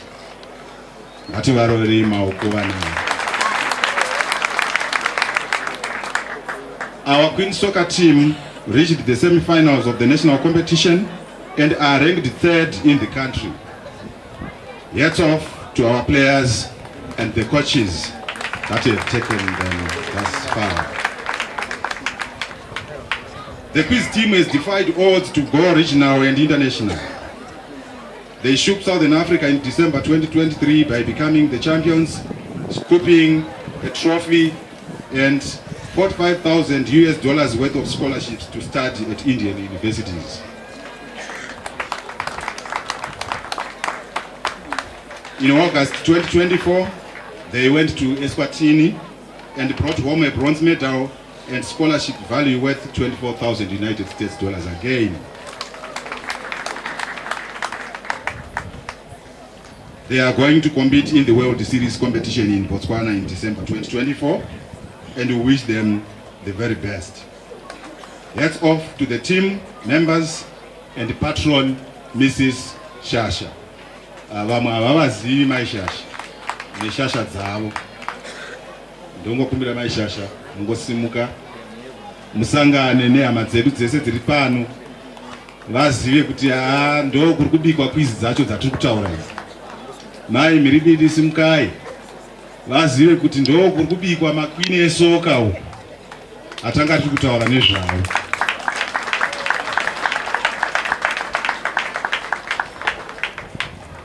Chandinoda kuti muone manje ndechekuti zviri kuitwa nevanhukadzi kaizvi. Kana tikanzwa kuti football coach totanga kufunga munhurume, patichitarisai muone manje. Volleyball ndinokumbirawo ndakuti asinda kuita favor manje. Mai takatya vamushanga.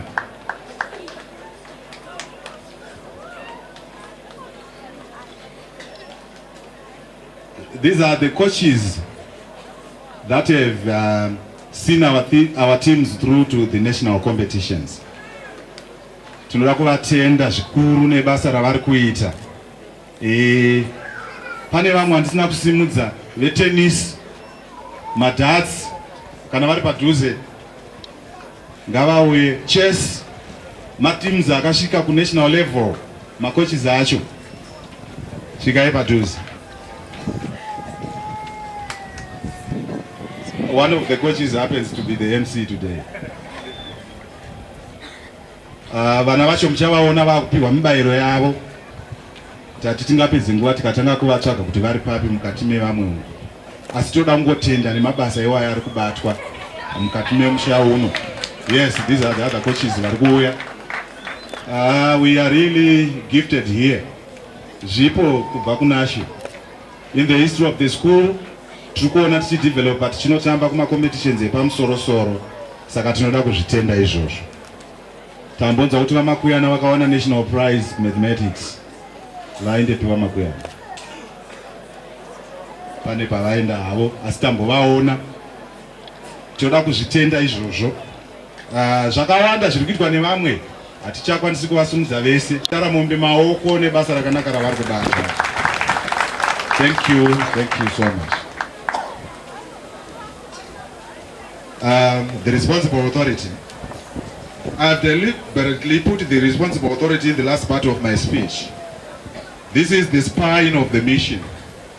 The strength of the RIA, or responsible authority rather, is the strength of the system. Since 1939, the responsible authority has surged ahead with ensuring that Christ the King remains rooted in the center of its efforts. The responsible authority has contributed immensely in establishing the primary school, clinic, teacher training center as you have heard, which later became the boarding school we see today. According to the sources of history we have been consulting, the building we are seeing just behind us, the Trukuta admin building today, inotonzi yaive carpentry workshop iyoyo. Saka takaitarisa tukufamba mukati memapuranga aivezwa nguva iyoyo, asi ndo yatova muzinda where Christ the King Daramombe mission. The school is growing in leaps and bounds, serving the nation with a distinction for the past, present, and future generations.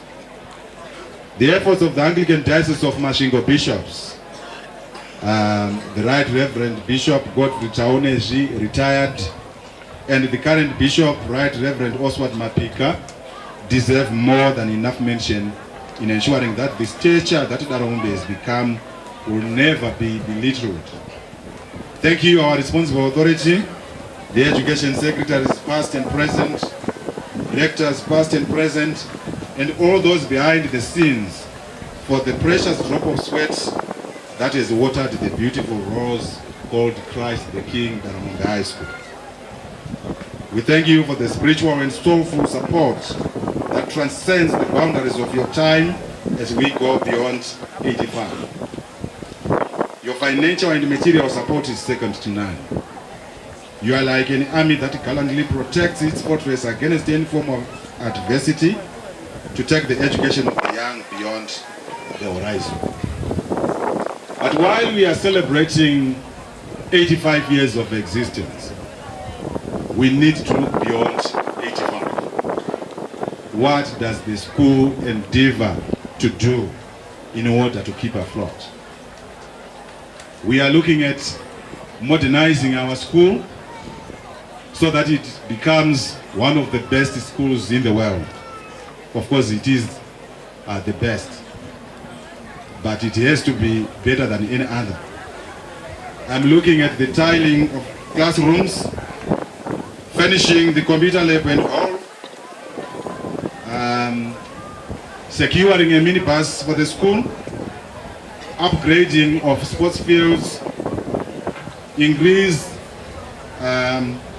income generating projects, increase the enrollment of our learners, intensify crop growing, establish sports academies, construct more staff houses,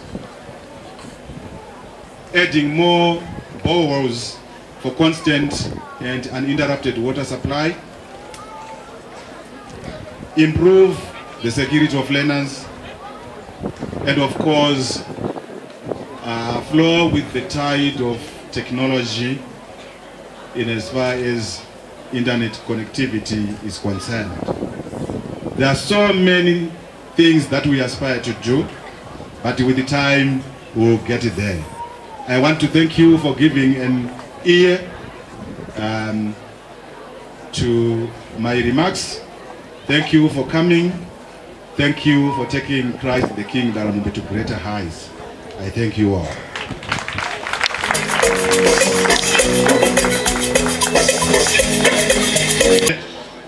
Ndofunga ngatimbochirirai head nespeech yakanaka kudai. Ndofunga ramangwana redu rinenge rakajeka handiti. ndawa maproject akawanda wanda ari kutaurwa toda kuitirwa kuti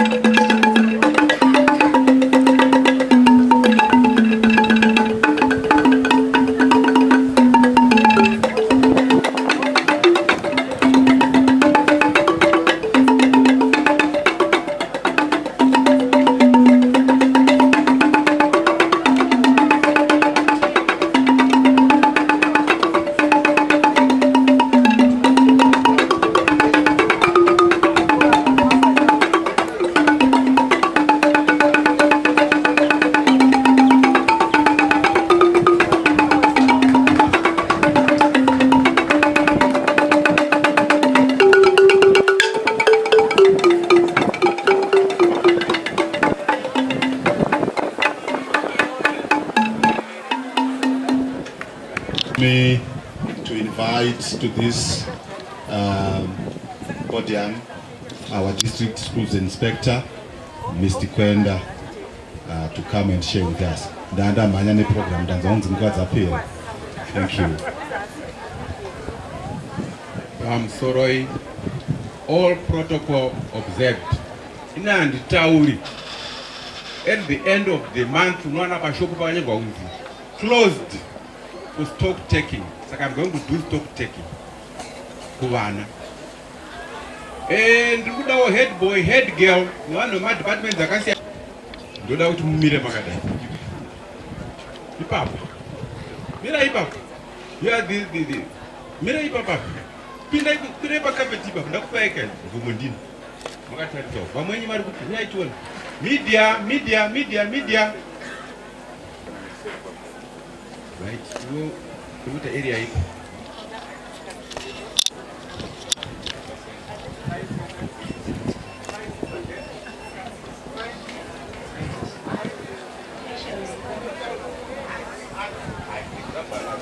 Media. I want one media here.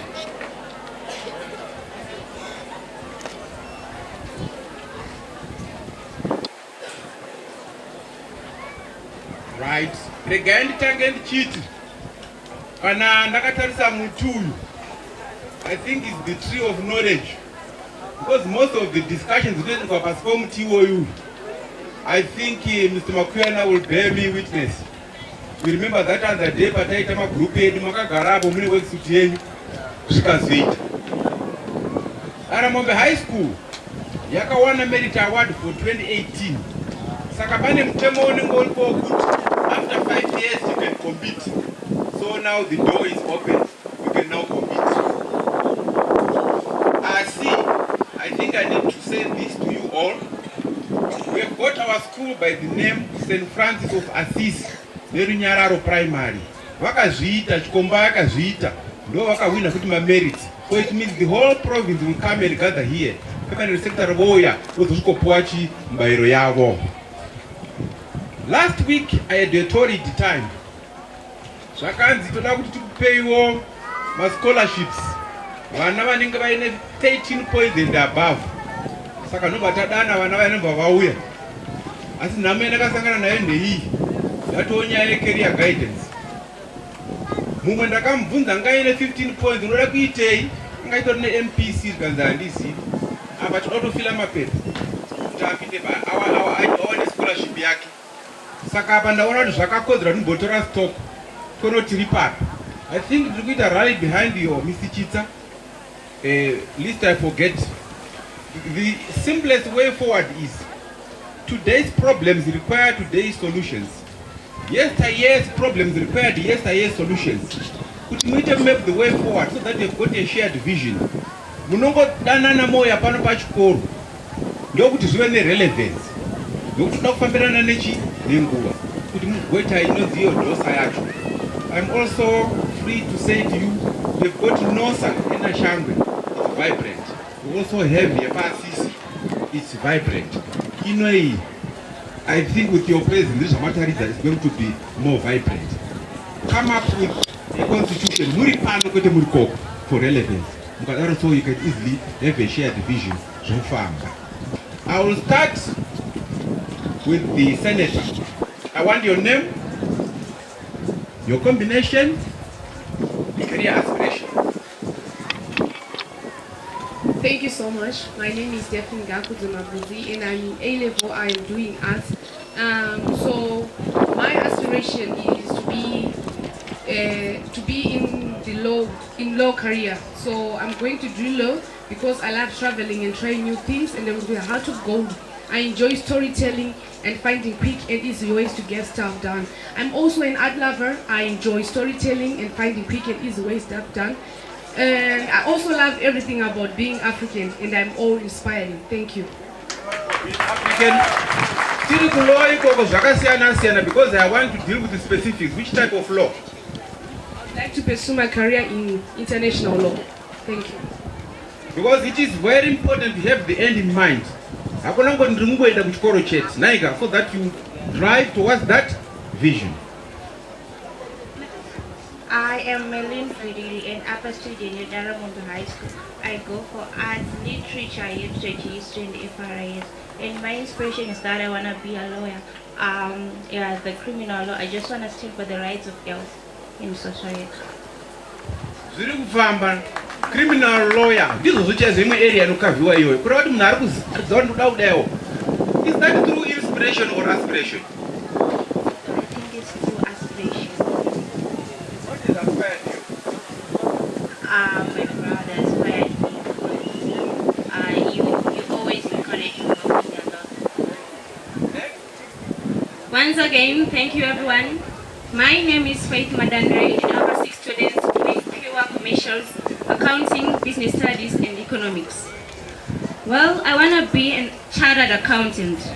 My aim is to avoid the closure of firms, the closure of industries. As you can see, our economy is declining. So my wish is, if I had the chance to be the Minister of Finance, I would like to change the economy since it's declining. The closure of firms, I think, is due to the employment of inexperienced accountants who doesn't know how these accounting things goes by.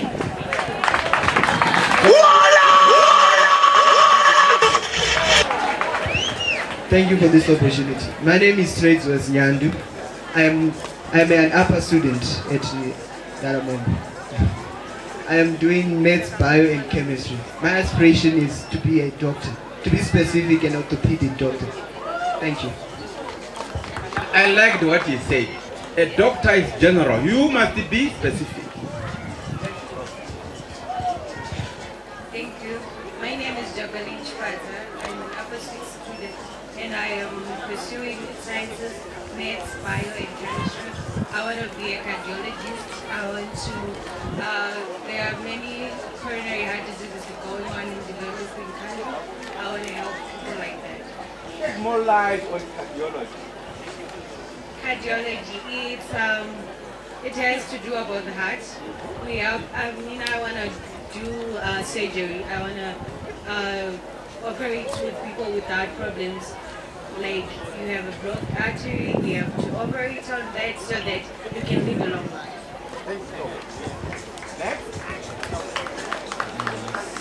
Ray Junior Majiri being the name of the one speaking, allow me to say the ultimate goal of education is that after we have been educated, we should be people who provide solutions for our nation and country. So personally, coming from a city where there are severe shortages of electricity, I desire to be an electrical engineer so that I can help with other like-minded engineers in promoting and improving the power grid of our nation.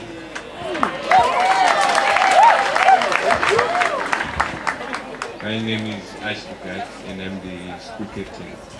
I'm doing pure mathematics, physics and chemistry, and I aspire to be an electronics engineer because I very much appreciate financial stability that comes with being an electronic engineer.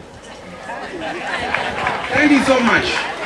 I'm still taking stock drug and substance abuse. Drug and substance abuse. Give me example, just one example of a drug. Diuretics, thank you. Brown clear. Cocaine. Cannabis. Marijuana. Crystal meth. Heroin. Right. Harmful effects of drugs. 1 point.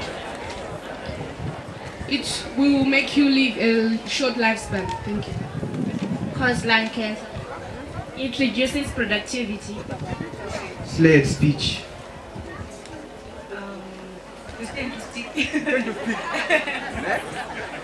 Disrupts your social life. It damages the nervous system.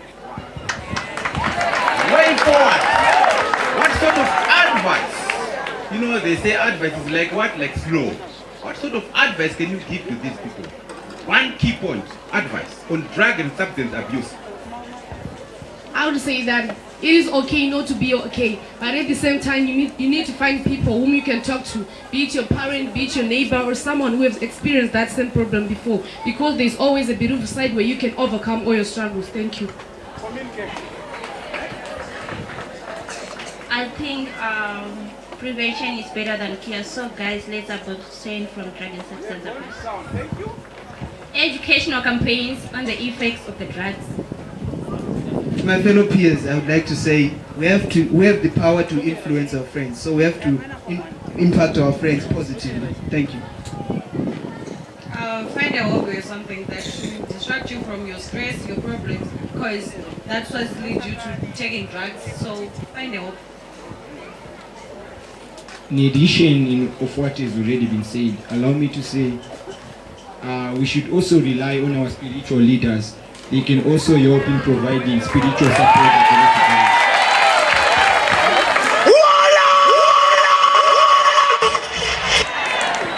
What I can say is, it is never worth what it will cost you. Thank you so much. Now homework. Do we have a vibrant drug and substance abuse club here? So basically we have a Leo club, and it is let's enjoy ourselves. So during our debate clubs and in Leo club, we also maintain that we as the children of Daramombe, we should prevent drug and substance abuse in our club. Thank you. Thank you so much for answering that one. Then Dosa. As I was moving around, we were in Bulawayo, Kosasa, where we had so many countries there. There is one key issue I just picked. We need to have what we call academies. I was seated by Madinda Njo, and I was mingling and asking him, and he was saying, do you know one big secret? I say, secret on what? All those people, participants who have been chosen are in academy. So that's a gap we need to cross. So I think in your constitution, enshrine that one, so that we tap the talents. Last but not least, media.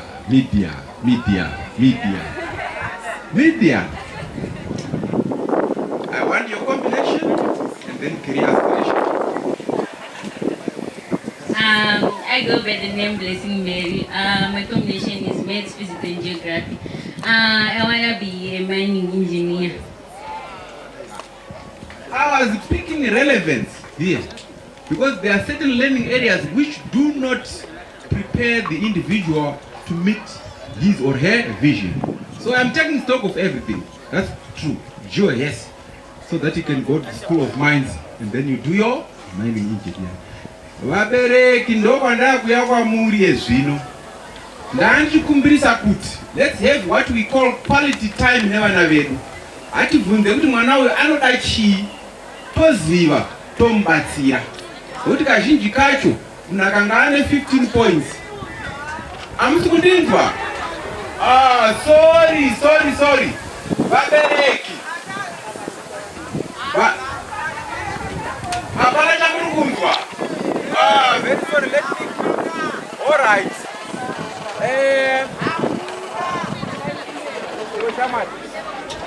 Babatsira. Sei ndichidaro tine mumwe mwana anenge aine 15 points, poita mumwe mwana anenge aine 6 points kana kuti 7 points, asi otsvaga career iri nani, then that person anogona kuti ngachitorarama zviri nani. That is very very important. Iyo nyaya iyoyo tiichenjerere, tiigadzirise. I want to thank also the SDC and the responsible authority. Currently, indiri kungoti handina ma-problems akawanda about this school. Even zvimatsamba-tsamba zvimwe zvisina musoro zviya zvasizi kunyanya kuuya, hatinoti ma-anonymous letters, asi ndo mati ma-love letters, because ndaenda kuti ndive nemashoko absorbers iwayo. I want to thank you so much for working together as a team. Nenguva yapfuura sezvo iri 3 in 1, tatajaira machira e2 in 1, 2 in 1, but this time is 3 in 1. Handiti chishuwo changu kuti sezvo tichiita celebrate the 85th year, ndakutaura manje nenyaya education 5.0. In short, education 5.0 yaakutiyo kazhinji kacho raimberi goridhe, pamwe zvinezvi yatoo silver, pamwe yambenge iri silver, ezvino yachi yagoridhe. So we are looking at the talents. Mwana anogona chii. Chokutanga i-research. Saka part of the research anaitoita ipapa anaitsvaka kuti pane munhu here ane 85 years pano ndamushayiwa. Munayo mambo? Very good. Saka ndakutotaridza kuti education 5.0 tikutoita. Chishuwo changu again kuti let's reach 85 years. Then the issue of innovation inoda kuti inzingwarirwei. Because of technology, vana vedu ava vakuita mama-innovation ekutotsvaga ma-drugs anotonyanya kudhaka. So we need to keep an eye, we need to watch them carefully. Then the other area is teaching. Takuma-teacher manje. As they are doing the teaching, let's support them. Kana vachidiwa ma-electric gadgets, let's support them. Let's make sure that our children are very well-rounded. Then the other aspect, tipa education 5.0 yedu iyoyo, inyaya yokutiyo, pane inonzi community service. I want to link this one very well with the DOSA. That's community service, that's plowing back under the social corporate responsibility umbrella. Those who does what it is zviitike. Dzimwe nzvimbo dziri kutoita mutinhimira nenyaya ye social corporate responsibility, which is very very important. Chokupedzisira inyaya yeunhu. Let's be exemplary in whatever we do, so that vana vedu vakope zvakanaka. Mwana wakare nemwana wanhasi zvasiyana. Akutoda kugara isusu takashinga tichibatsirana, igarirane koko like a 3-legged pot. Naiwa yamashoma, I'm also saying, sezvo speech and prize giving day, munhu wese ari panapo is a winner, because you are going to carry something. Uchange watowana chimwe chinhu. It could be material, it could be words. Pane zvimwe zvinhu zvawatowana. Pachirungu vanoti any encounter results in some change. And the change inenge yatoitika ipapo ndekuti ndokusaka ndakaita apa, ndokusaka ndawana ichi. Ndoda kukutendai zvikuru sei nechinguva chamandipa. Vana mandifadza because matarasa kuti you've got the end in mind. Pandokungoti uri kungoenda chete kuchikoro. I'm happy with that. I wish you the best of luck and success. Guys and team, thank you so much.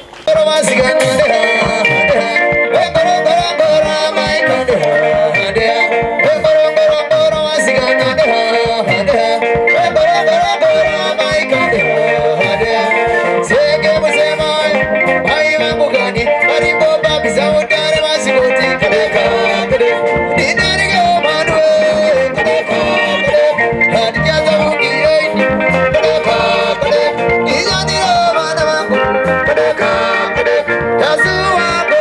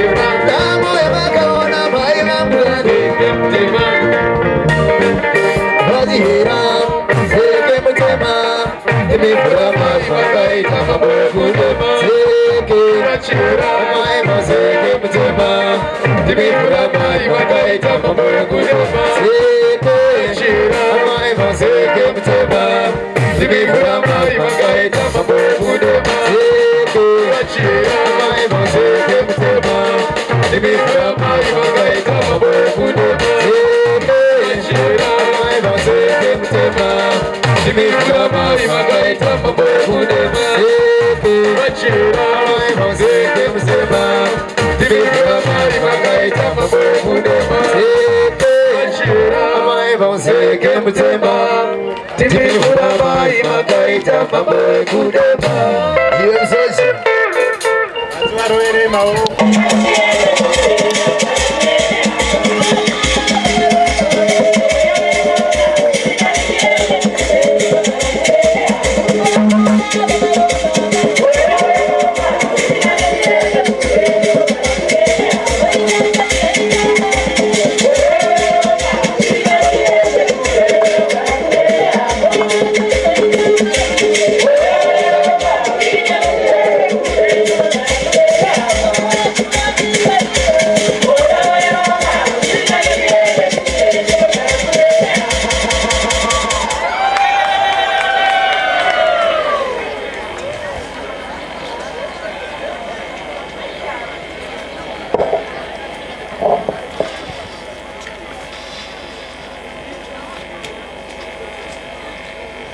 Tinotanga nekutenda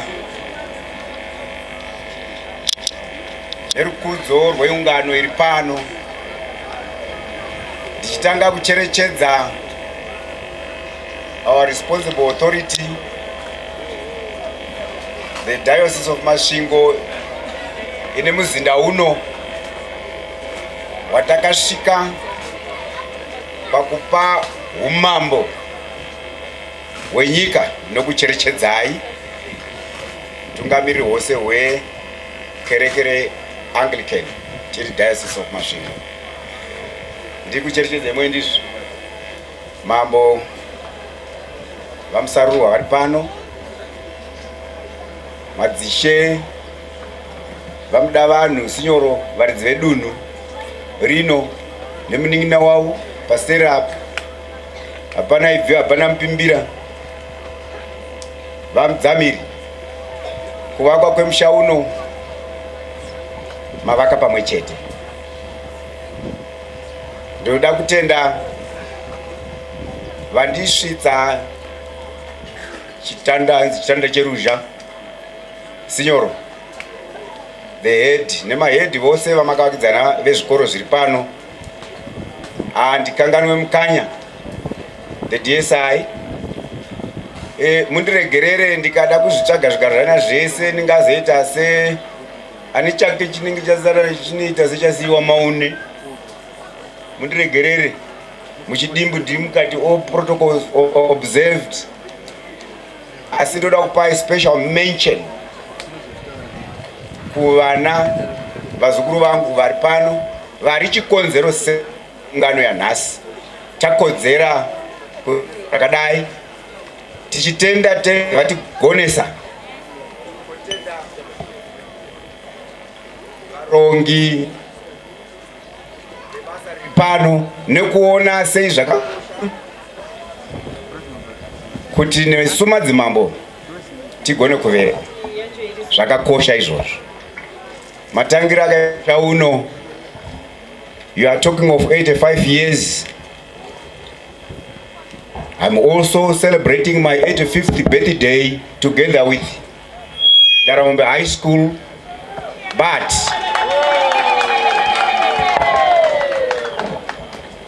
I'm well above 85. Saka chandiri kunyanya kutenda ndisingapedzi nguva ndinoda kunyanya kunangana nevazukuru vangu chikonzero sei tiri pano. Zvamukutaura 85 years zviri kureva kuti hwaro hwematangiro amakaita makavaka on a solid foundation. Saka tichine chekutaura nhasi. Datanga takavaka mubani, munope, mujecha dai nhaurwa yatiri kutaura tisina chatiri kunongedzera. Ndafara kunzwa nhoroondo yevakawanda, hamuna kuvapedza nekuti zvingatoda zuva rese, nekuti tichitsvaga kuzviita pfupiso yekuona kuti zvinhu zvakararamika 85 years zvakavaka nyika yekwedu. Nhasi tiri kuvaka tichienda mberi, zviri kureva kuti hapana ari kuenda nhava isina chunhu. Pane vanhu vese vakomborerwa kuti vasvike pano pazuva ranhasi. Tiri kuenda nhava dzakagukuchira dzichifashukira, nokuti ndiri kuiona nhau iyi iri to do spiritually, komborerwai, iri to do academically, komborerwai, iri to do socially, ropafadzwai, ive to do culturally. Tinosumudza ndezvimwe zvezvishoma tinoona zvakakosha kuti tinge takatakura munhava iyi yekuvaka nyika yedu tichienda mberi. Mabasa ndezvipi zvese zvichabudikidza nedzidzo yandiri kutendai the responsible authority, the school administration ne-SDC ne-school staff, kuti mukatarisa inini sababa ndayarudza mwanangu tsika yedu ndokutemera bango kuti kutemera hoko unongedzera pako pekuchivaka. Iwe uri kubasa pamusha pane muroora wangu nevazukuru. Zvino mudzimai wako akasati uti sekuru kana vakubva kudanga wako vapfuure nekunoku vachinwa maheu, masvikiro angu epamba pemwana wangu ipapo akaoma. Saka ndiri pakukutendai macherechedza akuona kuti tivepo sezvizvi. Ndinouya ndine manyukunyuku, ndiri kureva nhau yekuti elso yatoita dambudziko rekuona kuti establishing pamakaestablisha 85 years back makanga muri dare riripo chero nanhasi, isusu tiripo zvakare. Saka tanga taapo, saka ndiri kuti beyond 85 tiri darewo futi zvakare. Ndobva taipfimbana, engaged, convinced, tikaita zvatakaita kusvika nanhasi tiri tese. Asi chandei ndakanyanya kuchengera, chandonyanya kucherechedza ilocal community panapa hatizodongoreri nekunze kwefenzuku. Ndosaka ichengeteka nokuti locality yangu vamuda vanhu namudzamiri inoziva kuti musha wende wedu. Pane maproblems pese tinosorova tese. Dai zvisiri saizvozvo mungadai mine dambudziko pano kana kuitwa padhoku mufenzi yechikoro. Saka zvinhu zvatotaura vanhu vedu vachona kuti musha uyu regai uite environment yechinangwa chezvatikuisira vana vedu ipapo. Ndoda kutenda vabereki vese vane vana vari pano. Iyemi vabereki, gamuchirikai, sunungukai. Ndichikutendai by choosing Daramombe High School. Just by choosing Daramombe High School. Marizauza anozova nevana nokuti munhava pazvinhu izvina zvandataura zvezvezvo. Vana venyu havawanikwe vachinotairidza kuti panguva yavo 4 years, 6 years vodzoka vakunge vana. Vanouya vari vana chaivo chaivo. Saka ndokutendai by choosing Daramombe. Ndinoda kudzokera kuna vazukuru vangu vana. Pakusikwa kwatakaitwa rudzi rwevanhu panyika, takasikwa kamwe chete. Tasikwa kamwe chete, simba rekusika racho rakaiswa mumunhu akanga asikwa. Saka tisu vanhu, nyika vanhu nokuti vanhu ndo nyika. Saka tiri vanhu, tisu nyika yedu yachina kuti ngatichivake no tisu vanhu vacho. Zvino simba zvarakaiswa matiri, iye zvinoita takutarisa mwaka wokuturuka kwemvura tonorima. Vamwe vane zvitsapo zvembeu. Zvino mbeu iyo kana yakapfukutwa manje. Ukarima idyara haimeri. Uri murimi, huru dzawachina hauchabudi. Nyika taita nzara kutangira patiri isusu nyika yacho sevanhu. Saka kana mbeu yapfukutwa manje, ndiri kutarisa pavana vangu vazukuru ava. Ndafara chaizvo DSI ndizvamuri kuita nepwere dzangu idzi dziite focus, dzive nevision why tiri kuita zvatiri kuita izvi. Nematauriro avaita ndiri kuona zvechokwadi, ini ndinonzwa kuona kuti aiwa kana dai paine pate tiri nemabasa ekuona kuti takatuma dzisingasotori joki. Vana ava ndiyo mbeu yandiri kutaura. Varimi vacho ndovakapfeka, ndo varimi vacho. Vamwe vacho navakapfeka zvakasiyana nemapfekero akaita vana baba, ndo kumunda kwacho. Saka pane murimi, pane mbeu yacho nevhu racho. Saka mbeu ichadyarwa muvhu. Kana dziri nzungu dzomera nzungu, kana zviri zviyo zvomera zviyo, chibage chomera chibage. Nokudaro ndiri kuti vana baba nana mai kumunda uko institution irambe iripo, haigoni kuzoita chikonzero. Ndazwa enrollment over 700 something ikadzikira to less than 100. Panoita recommendation kunye padesa, recommendation of closure to the school. There is no need. Saka vabereki rambai musanete, musanete, nekuti nyika vanhu, nyika ngairambe nevanhu.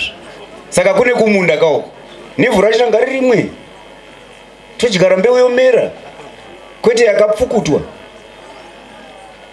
Kupfukutwa kwenyu vazukuru mitoriro yamandi afara muchizitaura mega. Mitoriro iyi unozoribata baza racho ugogomera kangana. Mugozonzi sekuru naye ndiani the youngest of you. Mugozonzi sekuru muage yenyu the youngest ari mutende umu. Ugozonzi sekuru kumwana womwana wako, mwana wako akapfukutwa. Muchatenga manapukeni rii? Vazukuru iveipo pachokwadi. Every generation is a mission. Pedu takaita mazera nemazera ese ari zvaakaitira nyika. Saka tiri kuita handover kwamuri in the correct, nyika yekwedu isaparara. Toda kutendai, ivei nenguva, ivei nezuva rakanaka nekupemberera 85, asi muchiziva kuti sekuru vari beyond 85 mazviti.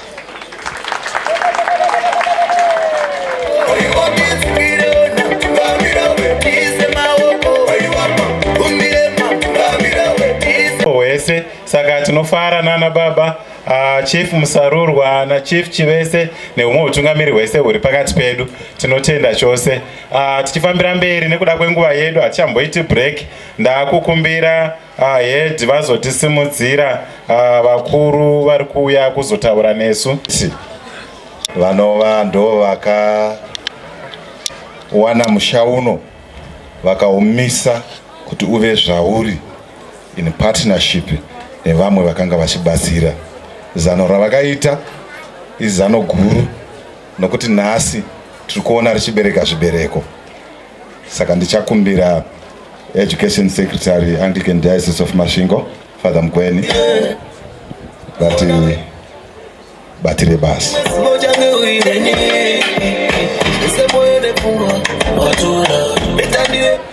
Tinotenda chose tisingapedzi nguva. Kana uno ndapiwa kuti ndi invite the guest of honor.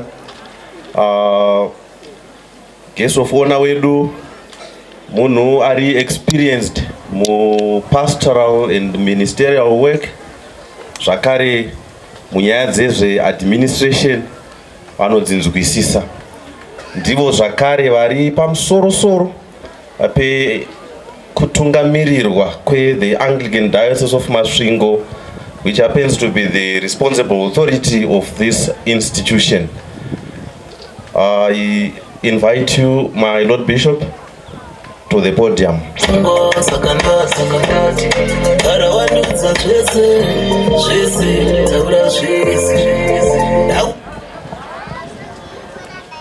Regai ndikudze madzimambo vedu vari pano, Mambo Chivese muno mudunhu menyu, Mambo Musarurwa, Headman Mudavanhu na Headman Mudzamiri. And also let me ride upon all the protocol that has been observed so far. Today we gather here to celebrate a remarkable milestone in the life of Daramombe, a high school and the mission at large. We are celebrating its 85th anniversary. What a profound joy it is to witness this celebration of a community that nurtured generations of learners, leaders, and compassionate individuals.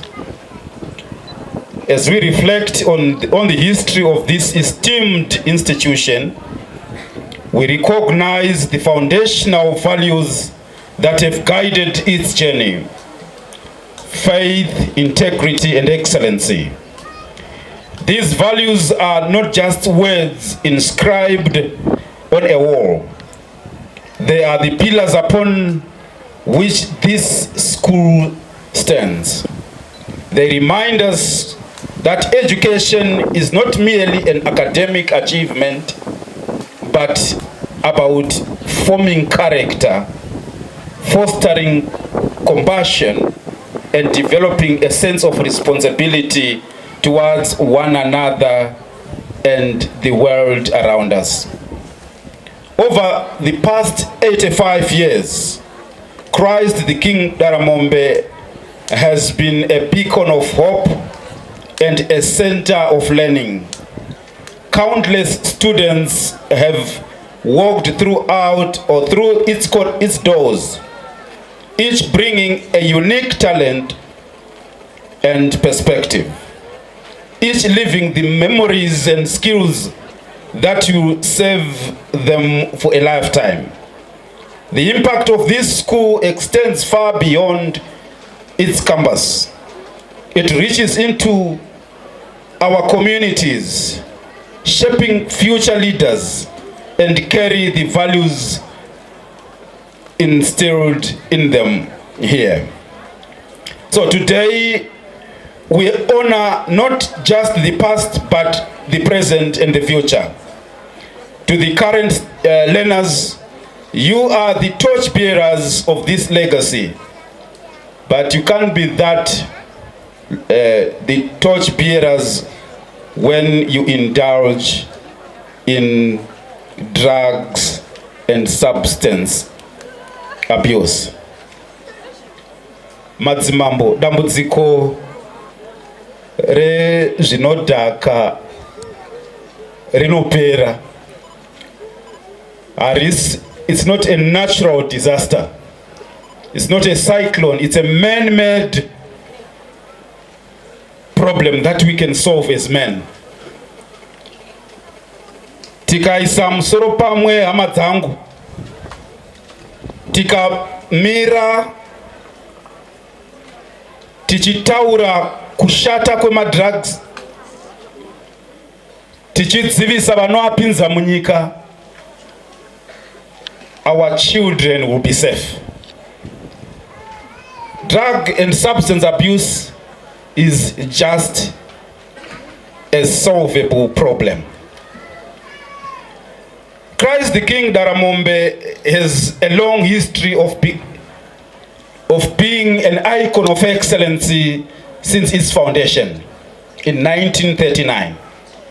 The institution has nurtured a lot of the brightest brains. We have heard from DOSA representative here that there are so many who are within our country and outside.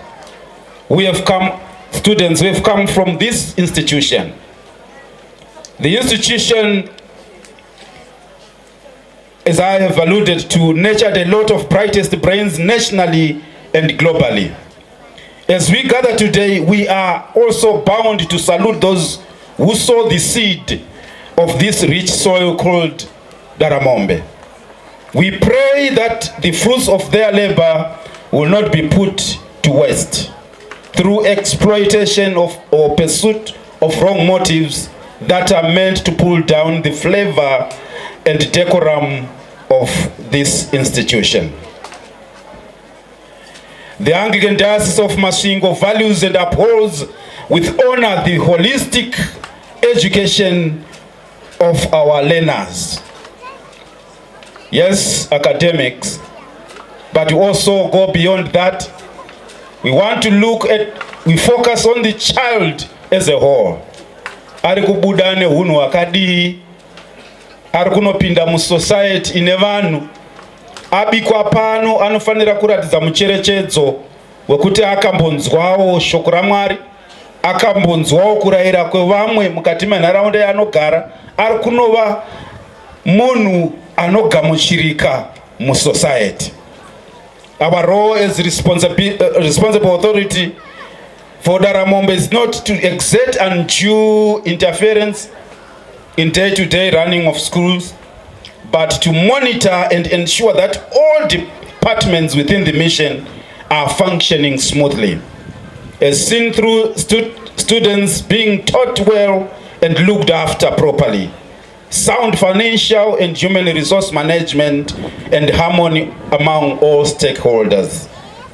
Let me at this juncture commend some of our parents who timelessly pay their fees and some who through various ways have positively contributed to the life of this institution.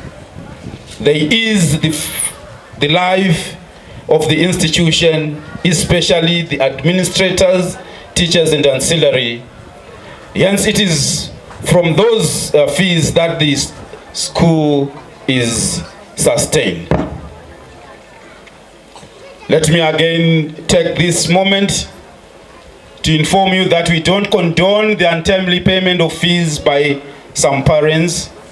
We are cognizant of the prevailing economic wave, but let us as parents fulfill our obligation to pupils at the institution. The Anglican Diocese of Masvingo is proud of unprecedented developments which the Daramombe High School has made for this, from the sunset of last year to the present day. This is evidenced in some of the projects such as the restocking of cattle head, the restocking of piggery projects, growing of maize and beans for self-sustenance, poultry projects, improved water and sanitization, increased security at the computer lab, finishing of the chemistry laboratory, and purchase of interactive boards for ICT. The importance of a day of this nature needs no overemphasis. It is a day when students and staff alike look back or review their performances so that they identify best strategies for improvement. Apart from promoting a conducive learning and teaching atmosphere, this day provokes those who did not perform well to do better next time.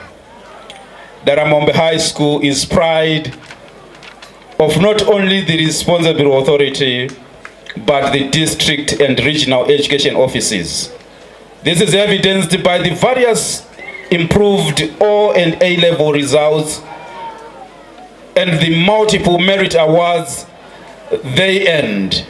O level pass rate increased from 27 to 96, from 72 to 96, and A level increased from 89 to 98.3. For all these achievements to prevail, I applaud firstly our teaching and non-teaching staff who worked tirelessly despite the financial challenges they face. The diocese is cognizant of this and will seek together with other stakeholders an amicable way of addressing the challenges. Secondly, I applaud our pupils for their discipline and commitment of all facets of education as required by the ministry and the church. I am also pleased by the good relations that subsist amongst all mission departments. Their work reciprocate. I thank them all. My pleasure too for pleasing relations that subsist between the SDC and the responsible authority. Thank you all for enabling us to work as unified force in promoting development. I need not overemphasize nor forget the role of the Mission Board of Governors, but I humbly owe them my gratitude. As I conclude, I encourage all pupils to work harder. Kushanda nesimba is exemplified by those who will be given prizes today. Let me express my deepest sorrow as I also conclude for the loss of some of our dear members of staff. That has also been mentioned before. Mrs. Elina Masentu, who was taken from us this term. May we take this time to rise and observe a moment of silence as we remember her and others who have passed on before her.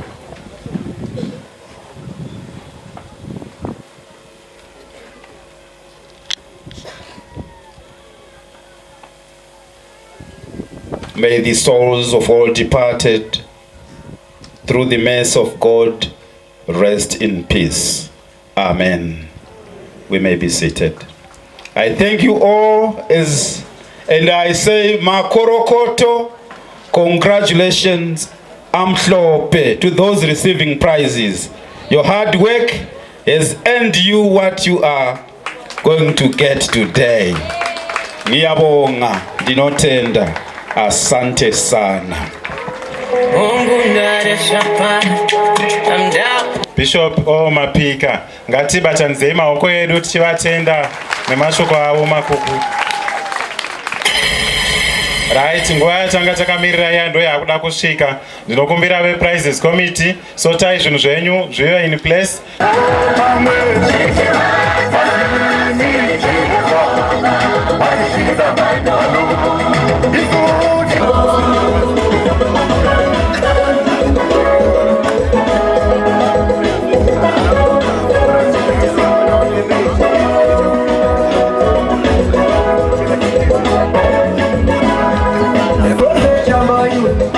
Rereke satari cheka.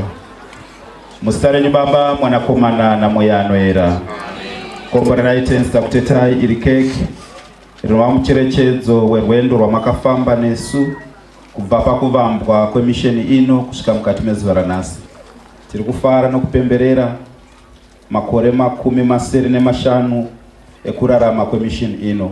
Tichitenda Mwari kuti muchapfuurira mberi muchiropafadza nokupfuurira mberi muchiitira zvakanaka. Chikomborerai keke iri muzita raBaba, Mwanakomana naMweya Anoyera.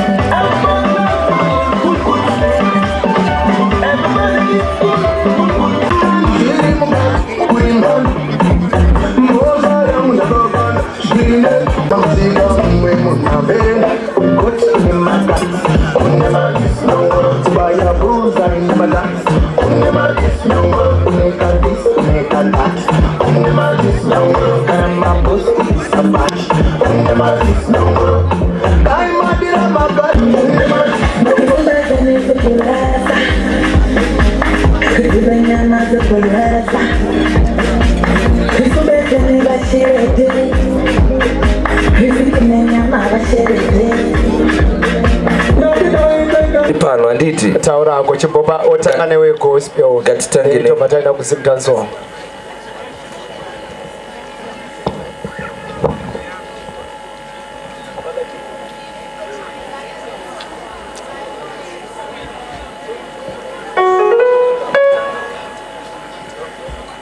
Muri mwari asinganyepi Muri mwari anozadzisa shogora ke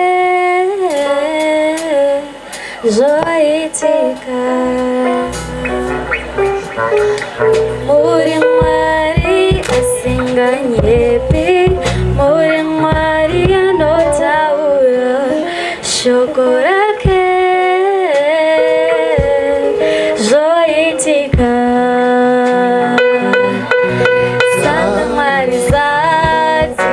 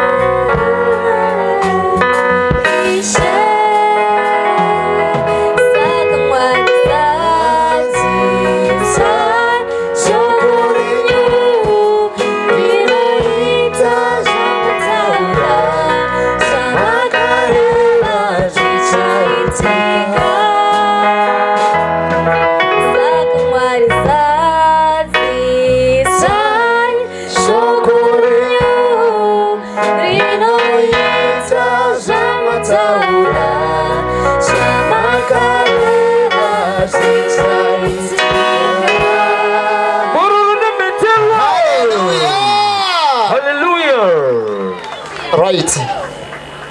Thank you so much. Watinonza jimba yako. Kamusira yayo maoko kuna kamusira inai. Thank you. Lo, zvatinoite susu patinofamba seZPCS. Tikaona vana vanenge vachigona. Vamwe vacho tunoita kuti vagozokwanisa kurekodha handitika vatinenge tatonotaiwa ava vari kuchimhanya vasema language yandambonzwa ichitaurwa panapa vanenge vachimhanya aiwa vamwe vacho tinonyora mazita pasi tozoita kuti varekodhe kuti vaitewo mamusician handitika. Thank you so much. Kata imbomira taisa zimtanzo handiti pane song inoda ku gospel. All right. On the waters, the great unknown, where fear may fail, and they'll find you in the mystery, in oceans deep, my faith will stand, and I will call upon your name,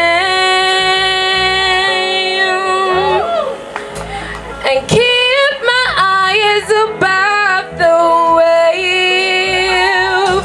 When oceans rise, my soul will reach in your embrace, for I am yours, and you are mine. Spirit, lead me where my trust is without borders. Let me walk upon the waters, wherever you call me. Take me deeper than my feet could ever wander, and my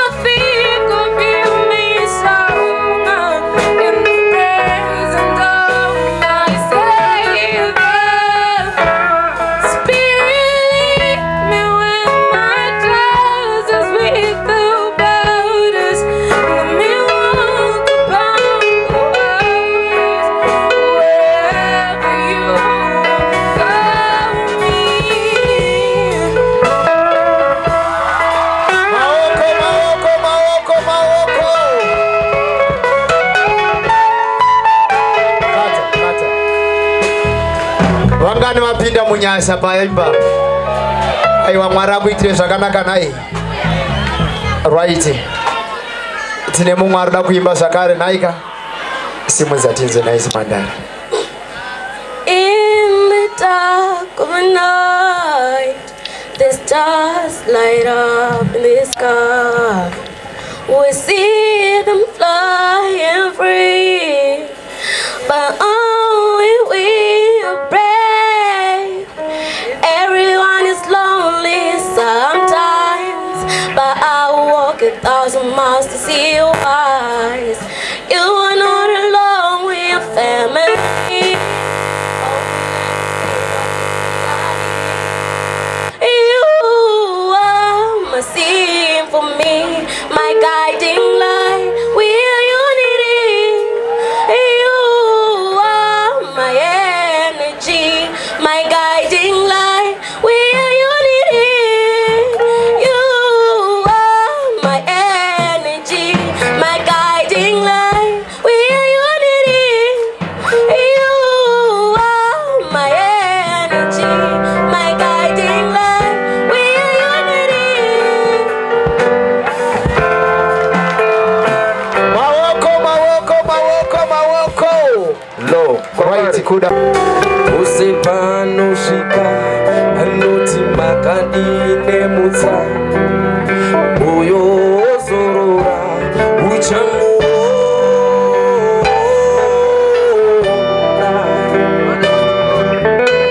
Chichkora musura, uyo zorora, uchamu.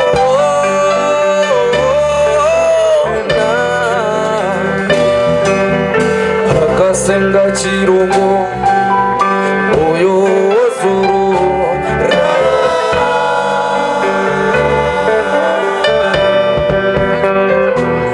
Uyo asunga chuma, tungoti nduru chena. Usimbuke, akati pewa mwende kusarutse. Uyo asunga chuma, tungoti nduru chena. Yeretsi vaimani boy, kwedu vanokubaira mombe. Aiwa kuti dati kudeo, taita tsinandizikewo.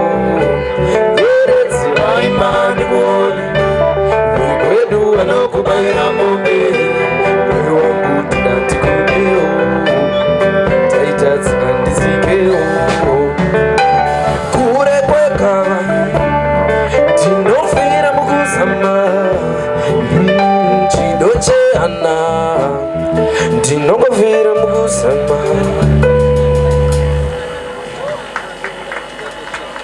I think dance group redu.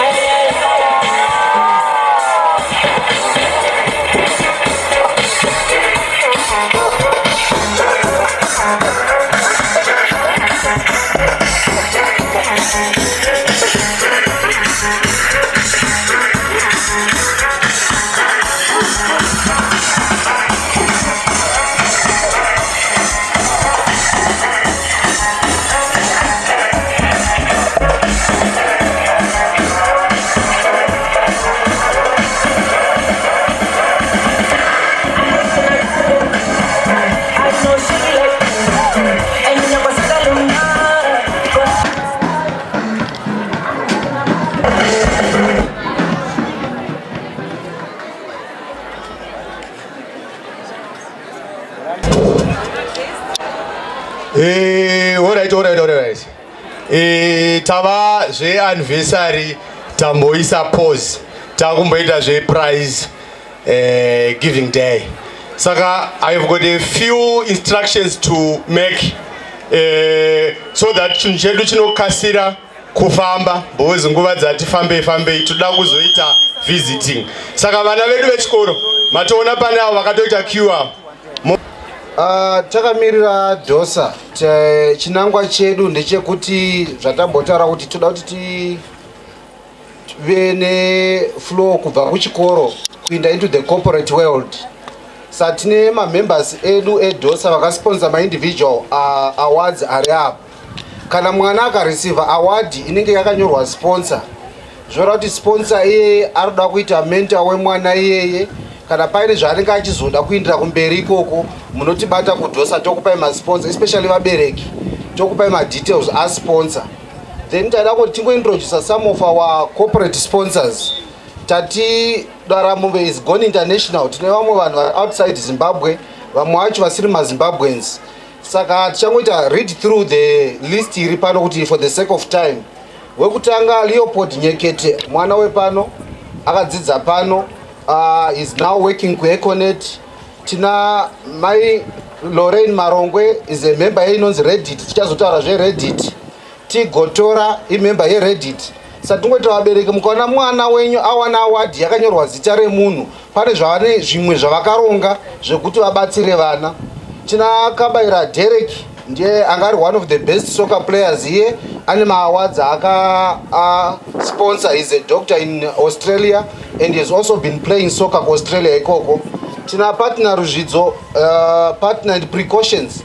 They are some of the best goalkeepers to come out of Daramombe, and vane sponsor, I think do sponsor ma awards ema goalkeepers both female and male. Misijisa ndofunga shoko rakanyanya kukosha apa nderekuti pane vana vawana maprize vanoda kuadoptiwa handitika. Saka maparents kana mukaona izvo itai kuti musaenda musina kuona vachitsa handi ndizoka ndo matangire zvinhu zvakanaka iwawo. Toda kutenda saka maprizes edu tichafamba takadai so.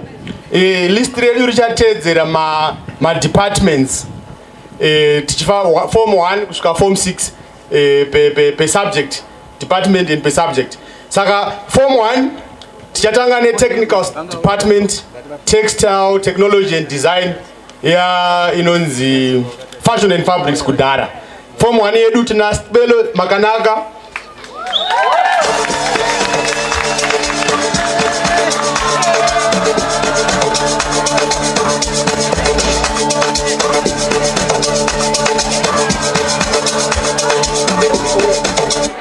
Form 2 yedu tina Shelin Tasaranarwo,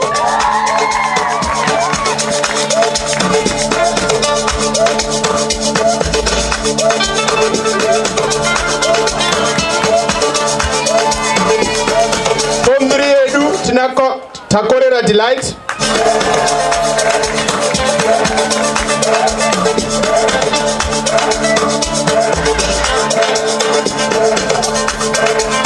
Form 4 Mbera Tanyaradzwa,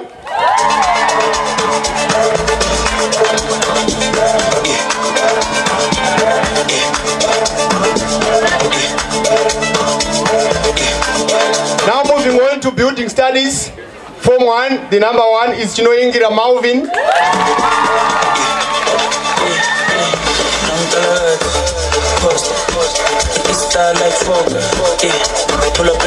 Form 2, Mulambo Brian. Serious a big time player, to play in Uganda.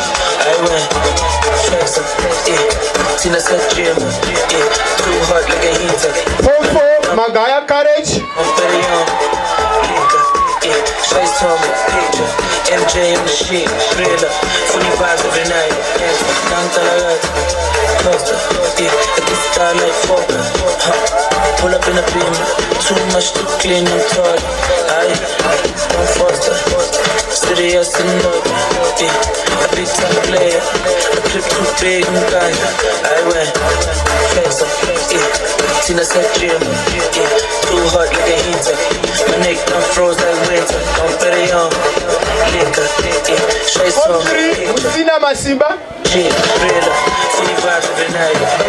Don't forget, look up like the best, 24/7, all time I got you, live on but dance. Oh yes, my baby's a oh yes. Oh yes, my baby's a oh yes. If you're ready, if you're going to put it on, I'm going to make a Vanavedu, don't forget to pause for 5 seconds for a photo. Like guest of phone as well as DSI, we need those photos. Kuzoitira patineta kuita mamwe anniversary. Toenda pa food technology and design.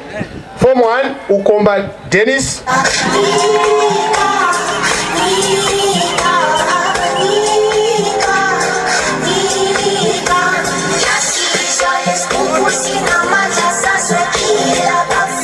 Form 2 Madzianike Anotida.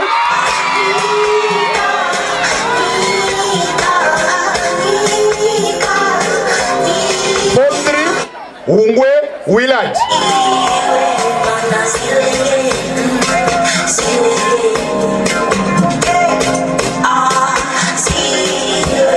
Form 4 Chikukutu Tatenda.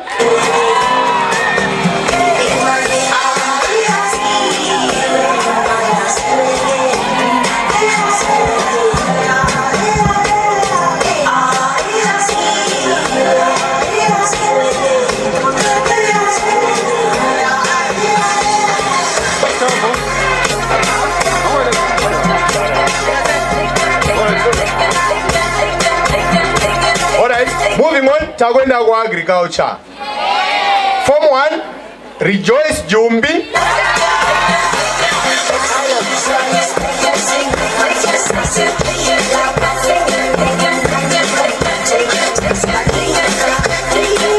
Form 2 Shameri Chatikobo.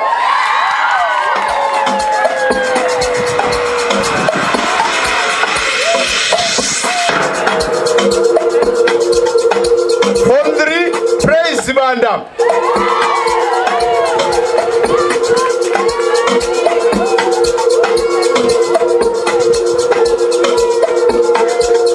Form 4 Dondo Atida.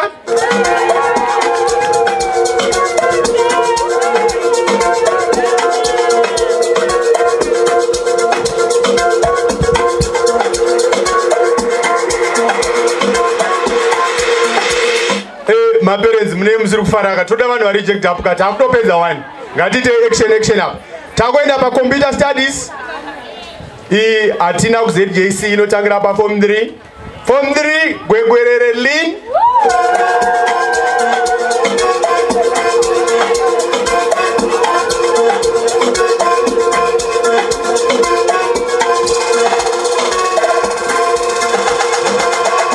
Form 4 Kuveya Michael.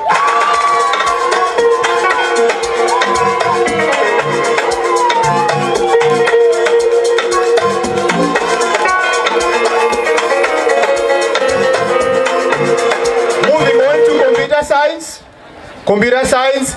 Form 1 Mapapati Takuzwa.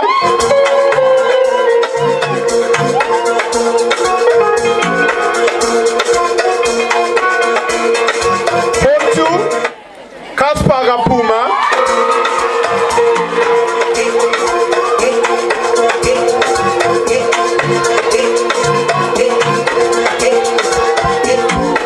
Form 3 Mangezi Simbarashe.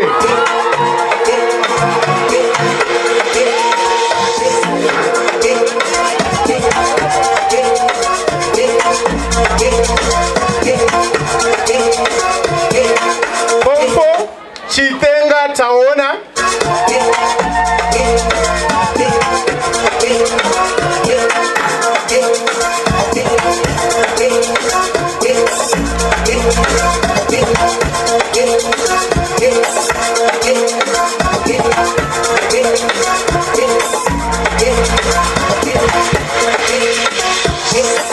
Form 5 Sibanda Tabo.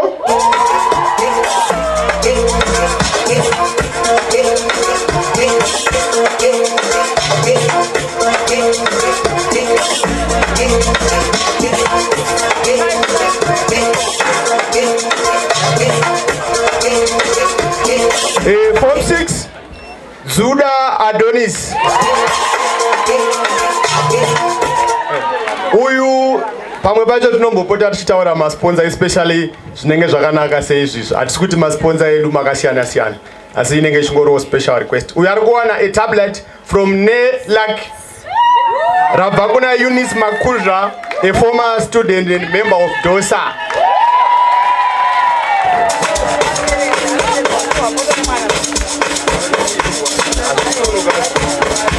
Humanities Heritage Studies, Form 1, Wunda Fortune.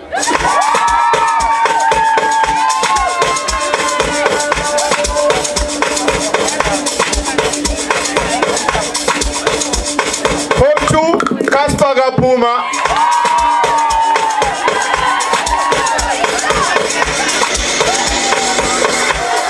Form 3, Mazire Dario.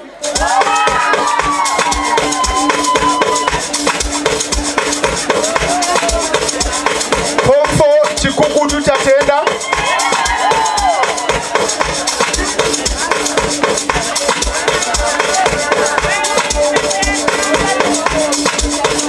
Form 5, Chuzuzu Advocate.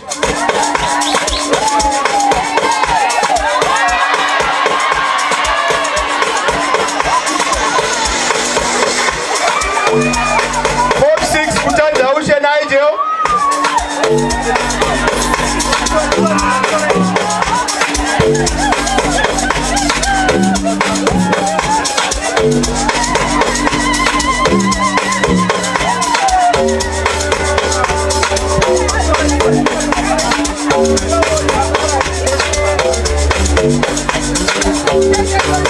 Moving on to history. Form 1, Nyaunga Shannon.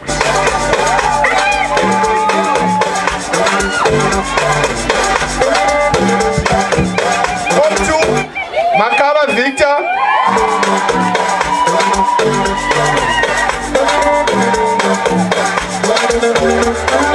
All right, my parents, don't congest up. Don't congest up. Don't congest up. My parents.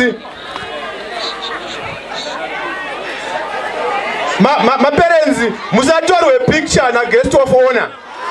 Yes, my parents musatorwe picture na guest of honor.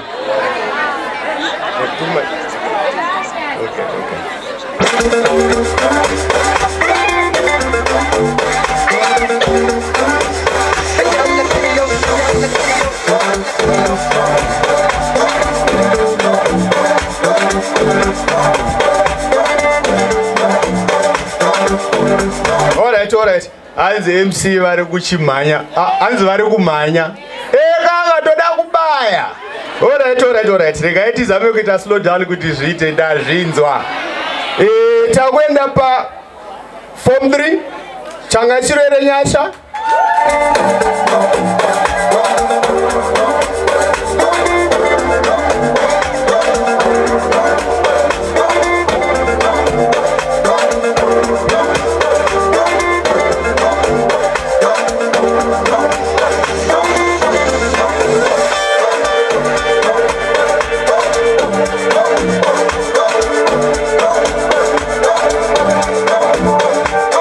Alright, and now so Makaba Victor, how we are? Yeah. Oh yeah, good. Alright, Form 4 takwenda Sling One Seski.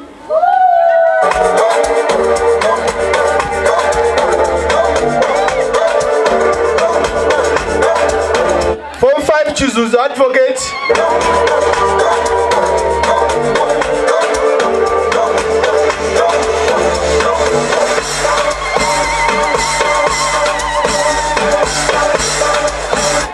Form 6 Nechuronga Mnashe.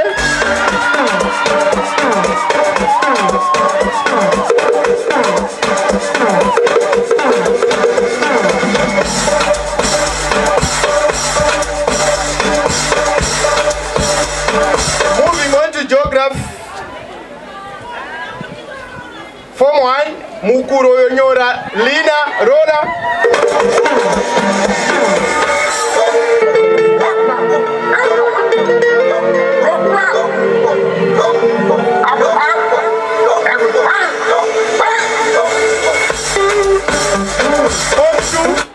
Madziani ke anotida.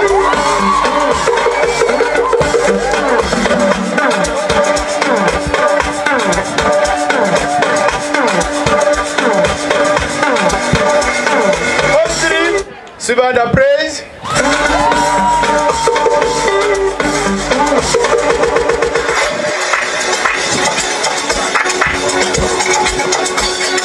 Form 4, Dondo Achidaisha.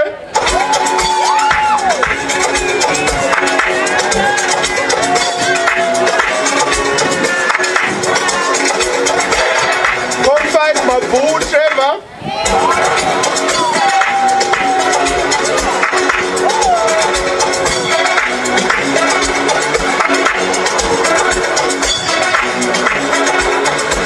Form 6, Condor Tendo.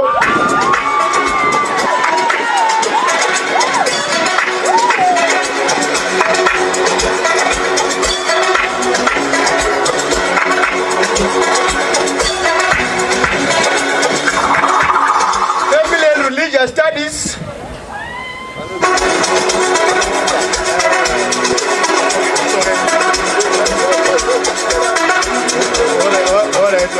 Form 3, Marufu Tatiana.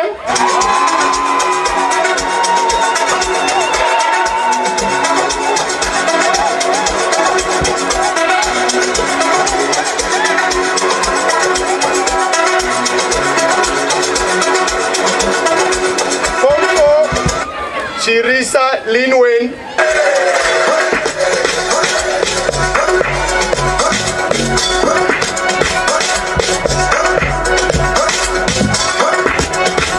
Form 5, Mbanza Prosper.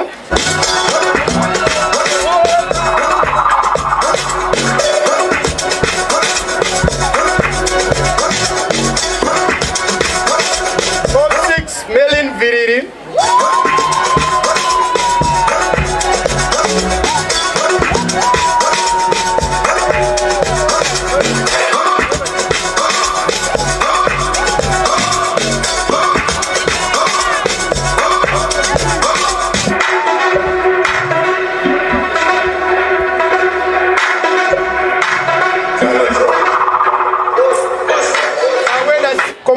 Science department, starting with combined science.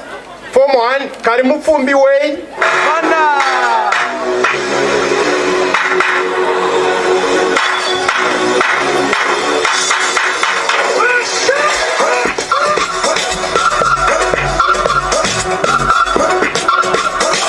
Form 2, Shaman Chachikobo.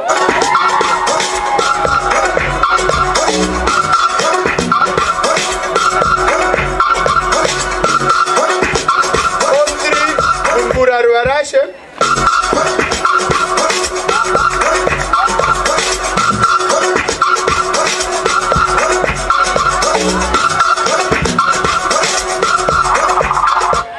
Form 4, Madondo Emmanuel. Chikafa. Go high school. Chemistry. Form 3, Musina Masimba.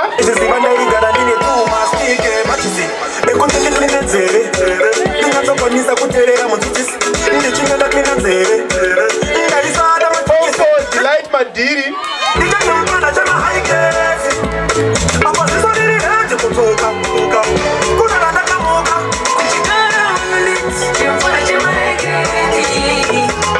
Form 5, Neva Urakafa.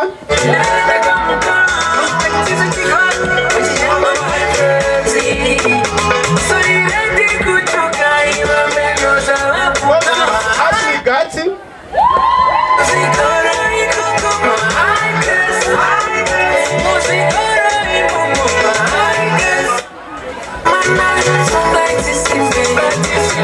Physics. Form 3, Physics, Willard Ungwe.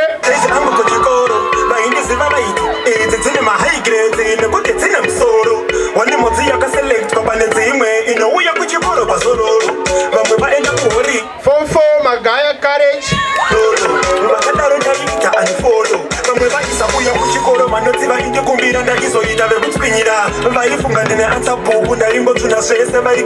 5, Rakapa Naval.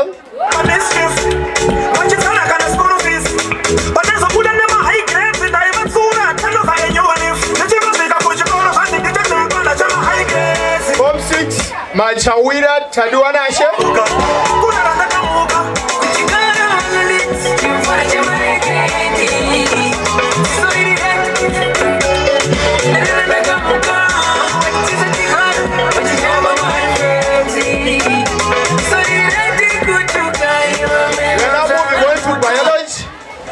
Form 3 Mangezi Simbarashe.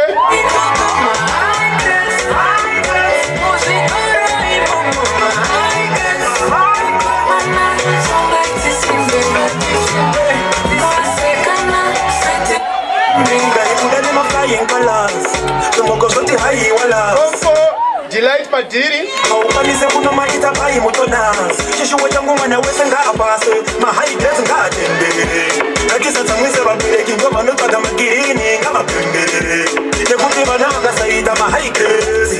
5 Trevor Ungwe.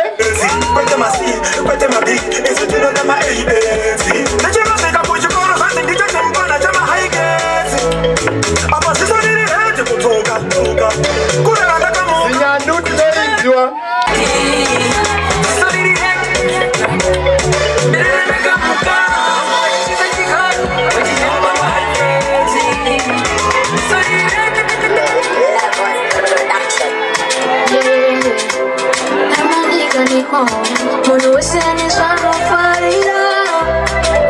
We move on to languages department, starting with English language. Sakabama mchona baba abasubwe gavano shashanga chirungu. Asimjaona pane vambo shashanga vaya, pane vamwandru kuona futi varapa. Saka chino shashangiwa. Form 1 Ukomba Dennis.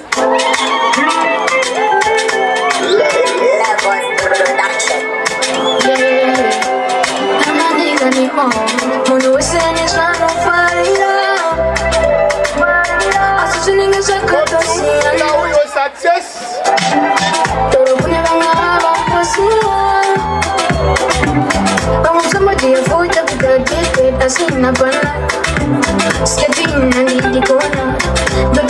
Form 3 Angela Nyigayaramba.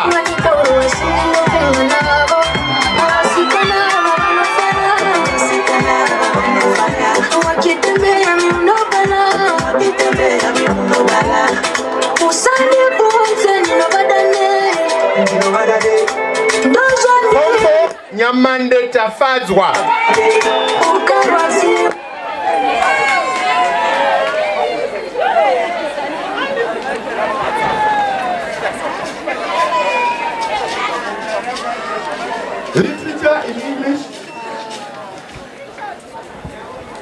Literature in English. Form 3 Musandi Rire Bradley.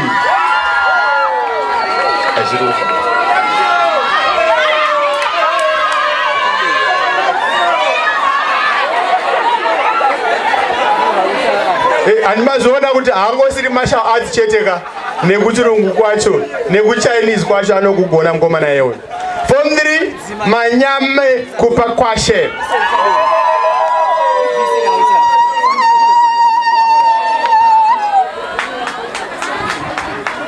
Form 5 Chiwota Roy.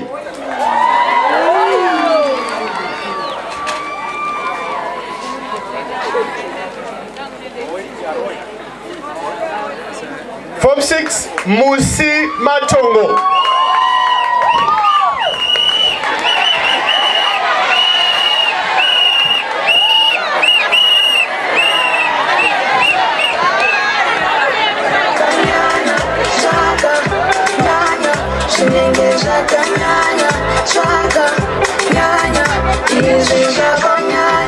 Alright, tuenda kushona language. Wanda Princess Form 1.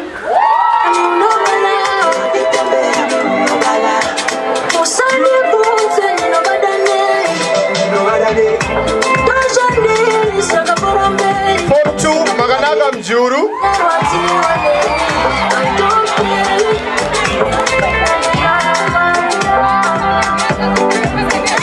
Form 3 Karindi Tanachwa.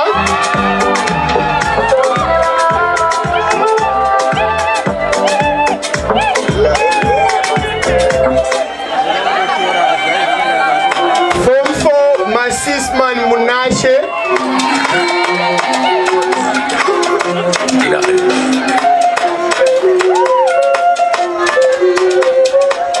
Form 6 Mary motor tender.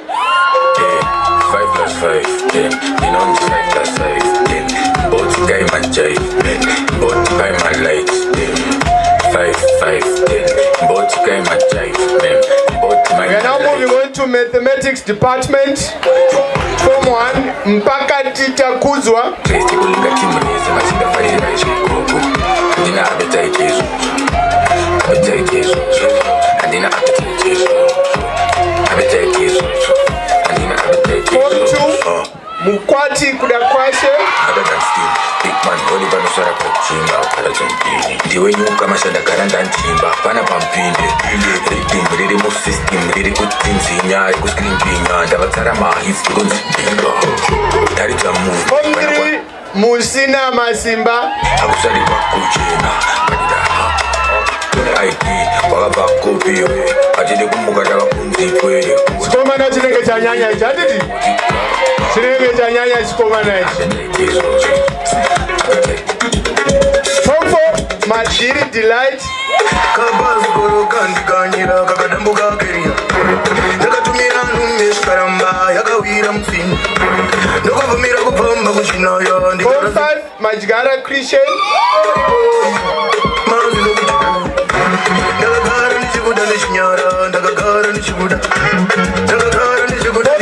Zuda Adonis.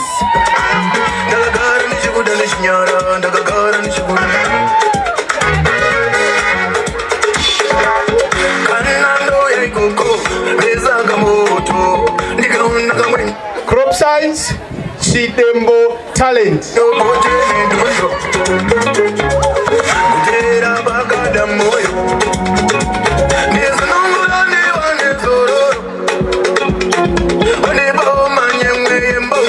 are now moving on to the commercial department, starting with accounts.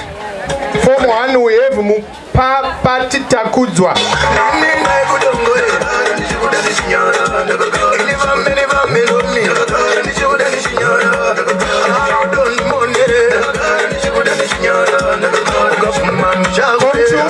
Maweni Makomborero.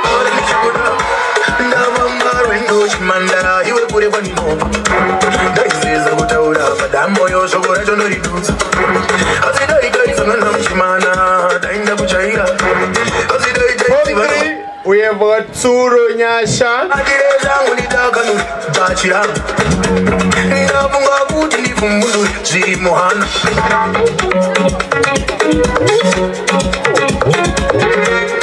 Fofo Kubwaura Roni.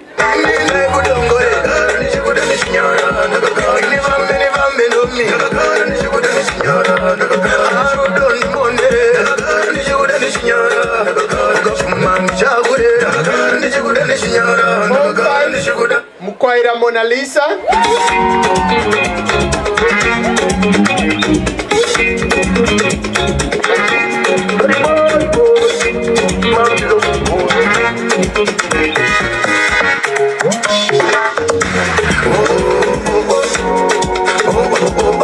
Form 6 Uraya Vivian.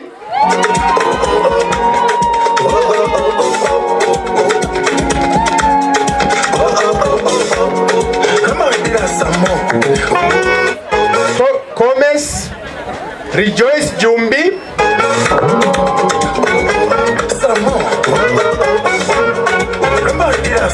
All right.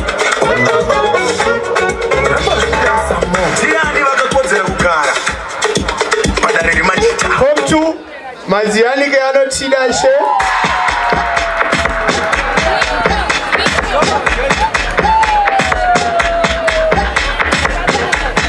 Form 3 Mambura Tafazwa.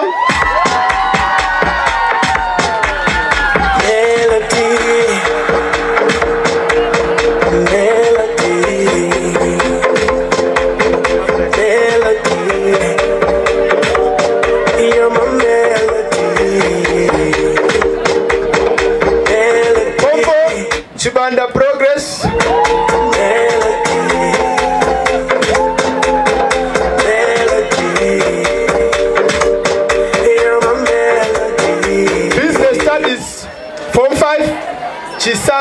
akunda.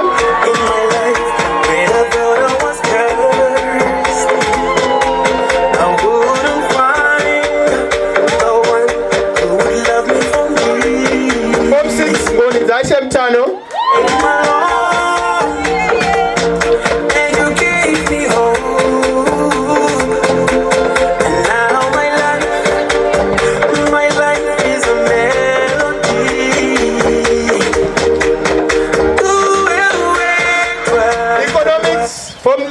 Mataru Temnashe.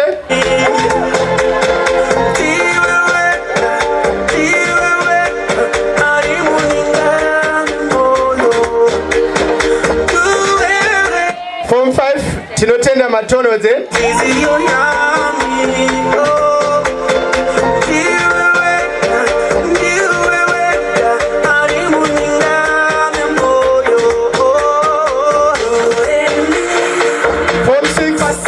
Madanire.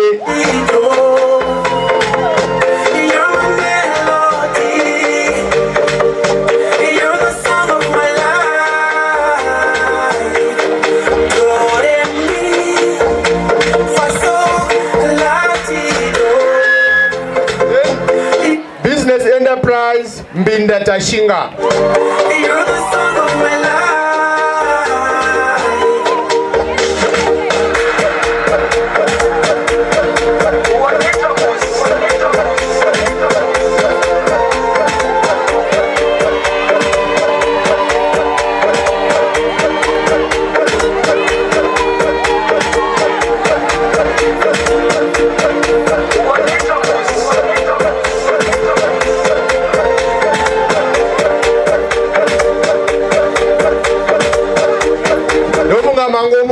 Mwana we DC ndosaka maona chairman Manyama vachimbobuda kajive ndokubasa kwavo ikoko kumwe kwacho.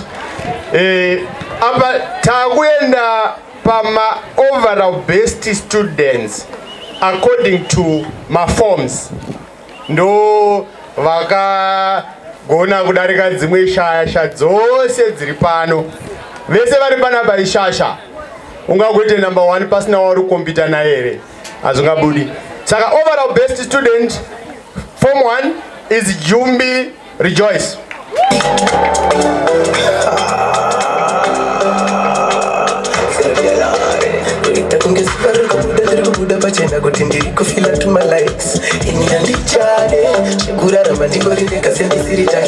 Form 2 Madziani ke anotida.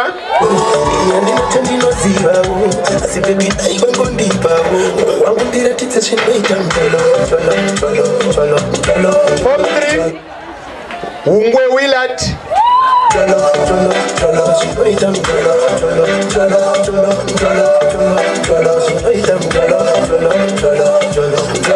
Form 4 Chikukutu Tatenda.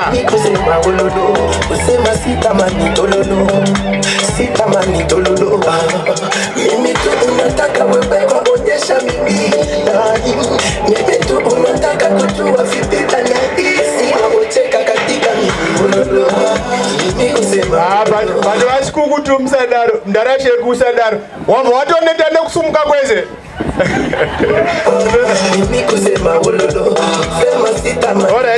Alright. Zvinenge zvawanda. Toenda pa form 5 Rakafa Neval 15 points.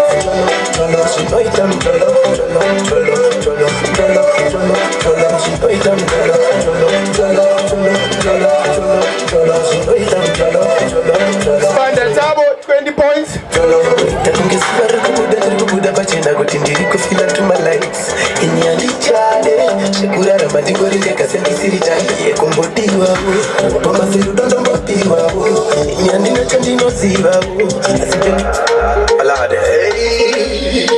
Form 6 Zinyandu tinoizwa.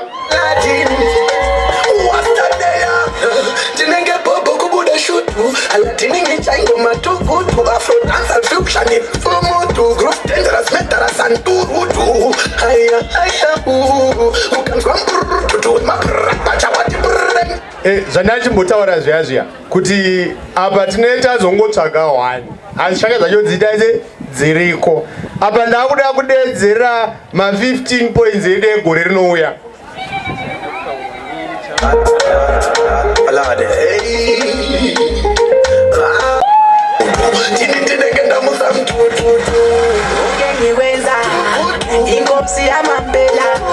I'm good to like that.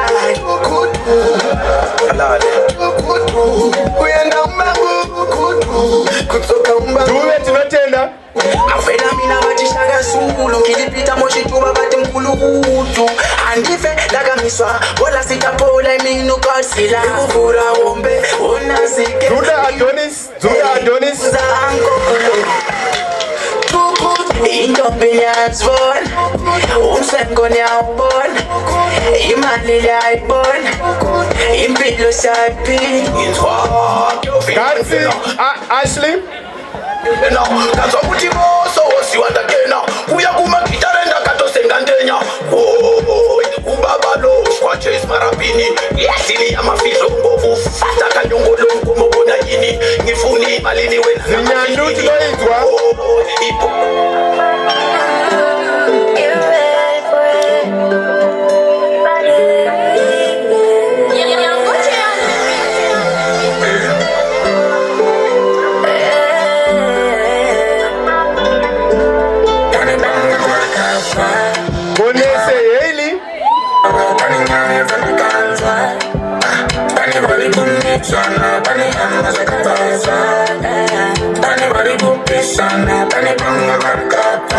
Madanire Faith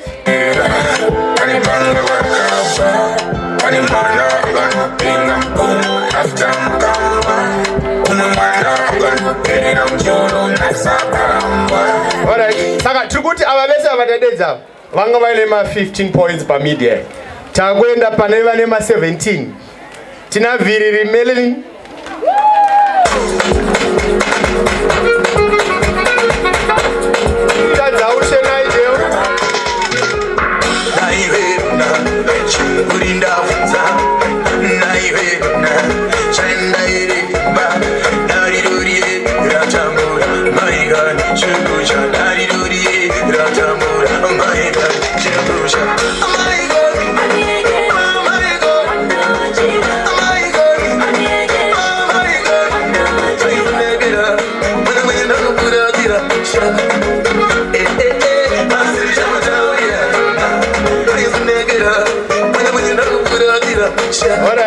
Alright.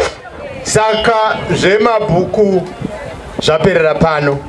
Takwenda pane our future leaders.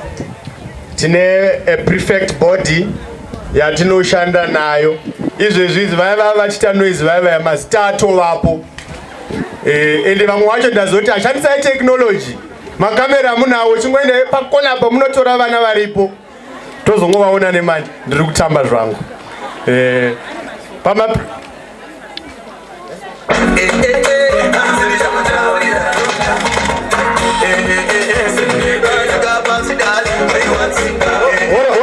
Alright. I'm being given an instruction yekuti ma prefects acho mazhinji ndofuti anga achinotora ma prize apa. Saka asati aita se arongeka asi vakagara zvavo vakarongeka. Regai timbovachambira.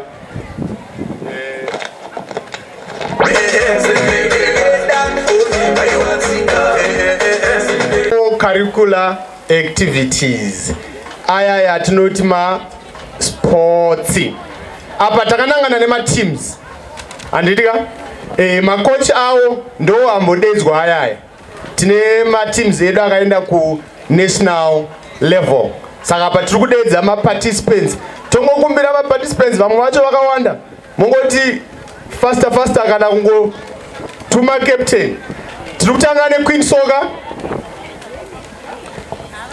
Alright, vane mamedal varipo 20 ngavauye tione Queen Soccer.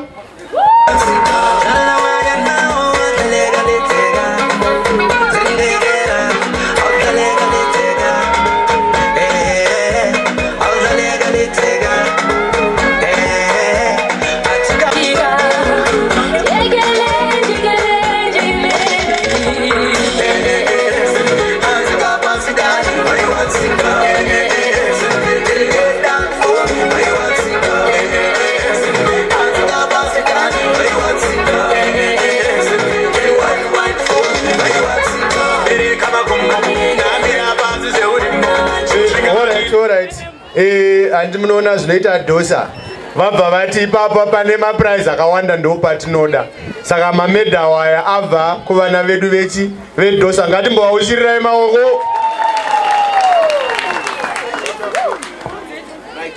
Tine maprize edu anga achipuhwa those vakaenda paprovincial nevakaenda kunational saka hawegoni kuenda kunational usina kuenda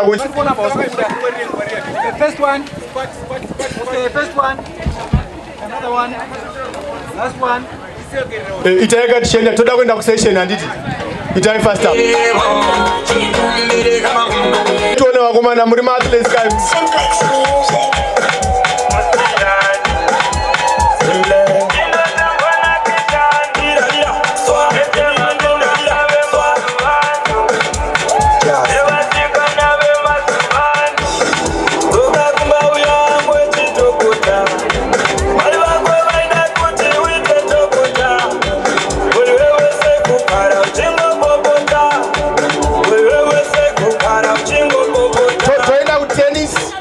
tine mwana wedu akasvikawo at national level wetennis.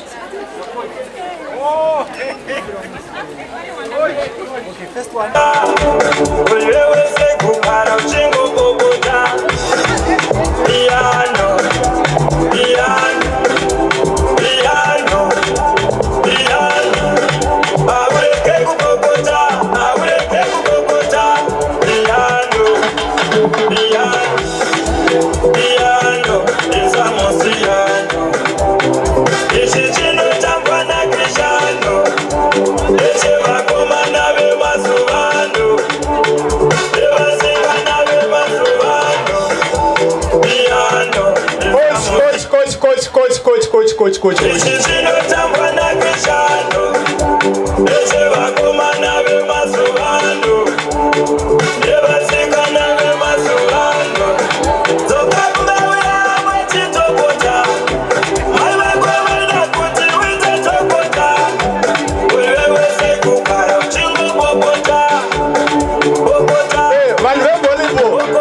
Vanhu vevolleyball makosha acho chibva ipapo majaira kuriga tindadaro. Toenda kumadats coach wacho ndini nasidaya namahonye naboarding master navazambara kitchen.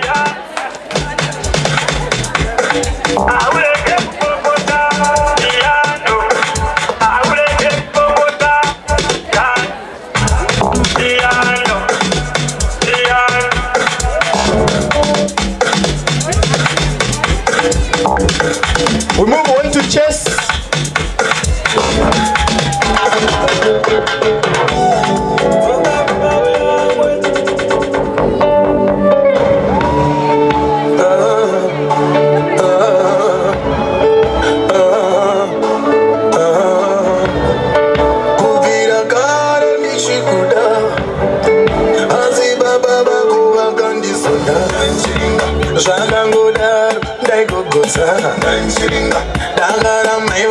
Then tine vamwe vana vedu 4 vachangobva kumanational vakatosvika nezuro. Vamwe vacho ndo vanogadzira makeke anga achidyiwa apa.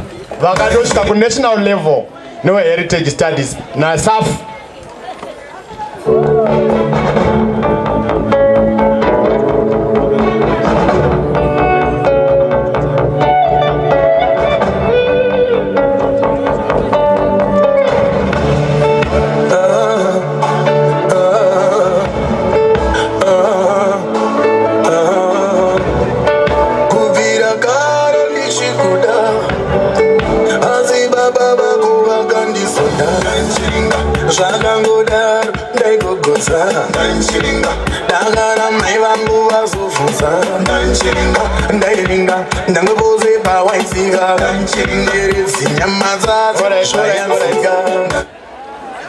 Maball games abuda payo.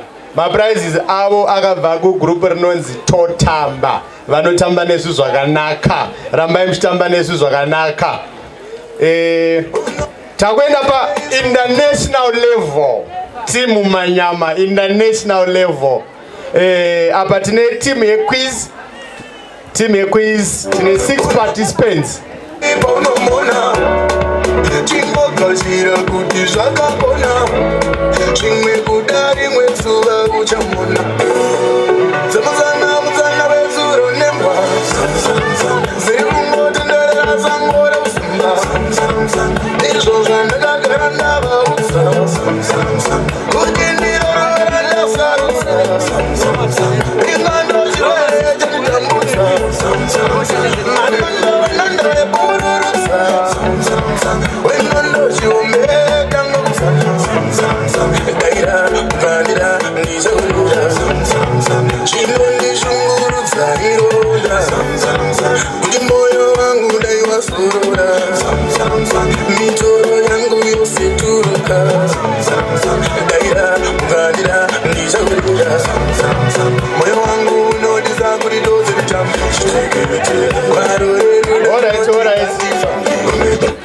Maona hedu aripo pane mwana wavo ari kubva kutora prize yekubika keki ari kuuya kuprize yekukwira ndege. Vatonzwa vanava nadzo ndege ava.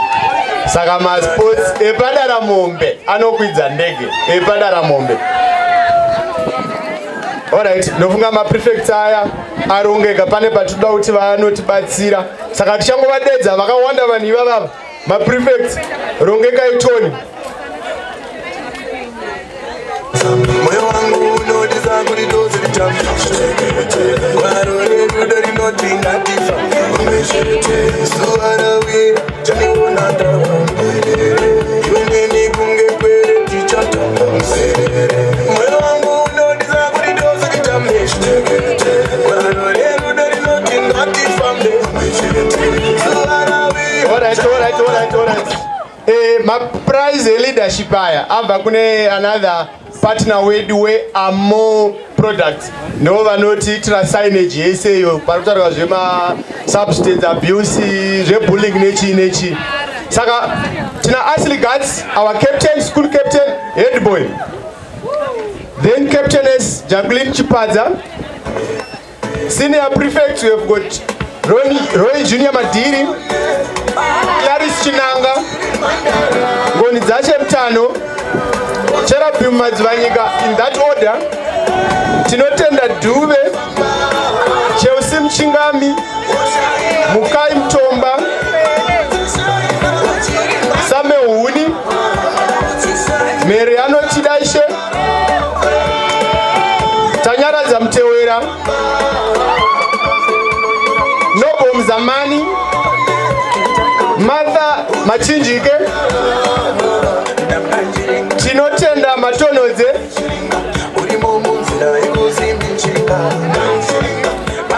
Fadzai Majigise,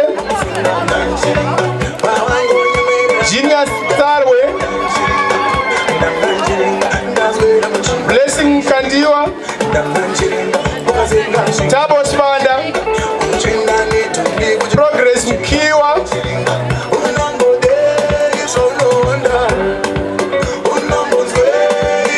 Doma Senior Prefect Sedaya.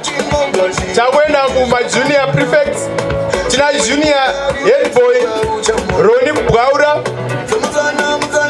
Junior Head Girl, Satenda Chikungutu. My Junior Prefects, tina Michael Mshoshi,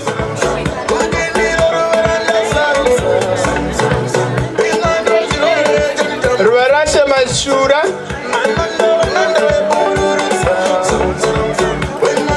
Mufaro Mshai, Jay Mazani,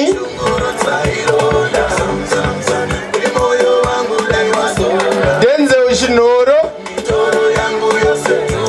Makanaka Mazambara, Tinasha Chakuinga, Shanteu Chaukura, Anotidaishe Mondiwa, Alista Jenami, Angela Nyikayaramba, Isheunopa Dodo, Emilia Takawira, Chadiwana Shechishanga, Fortune Mahonye, Praise Vanda, Rihanna Mahoya, Willa Dungwe, Jedida Msekiwa,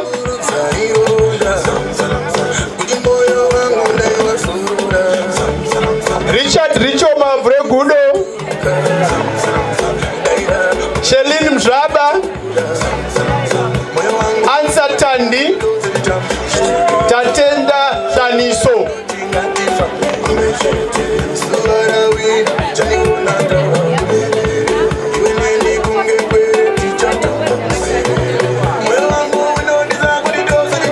Leta kwenda ku Junior Parliament, Parliament, tina Senator Rutendo Kondo,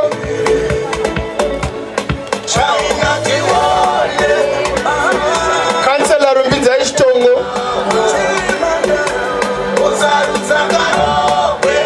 Angela Nyigayaramba,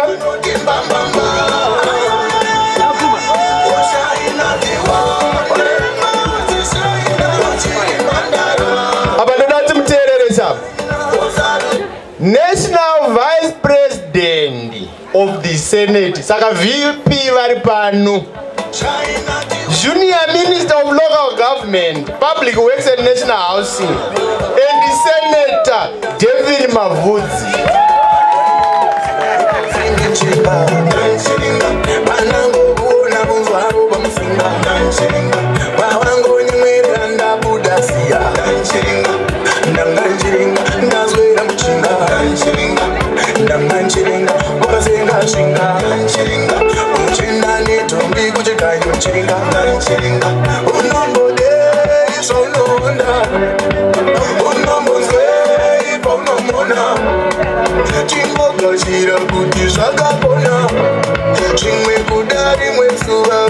Alright, takwenda pama teams that competed at provincial level.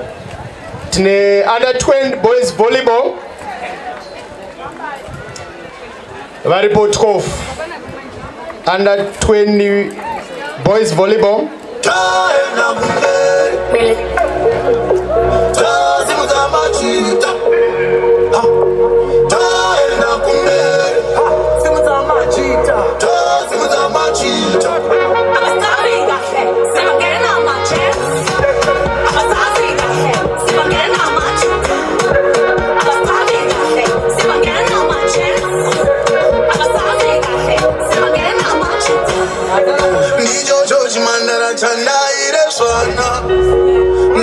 Magura pasi be mutamba Nengaro mukumbira chibuda munanga Uga virengera ndicha pare maga Nijo chochi mandara chanda ire swana Nacho magura pasi be mutamba Nengaro mukumbira chibuda munanga Uga virengera ndicha pare maga No datsane Under 17 boys handball. Under 17 boys handball.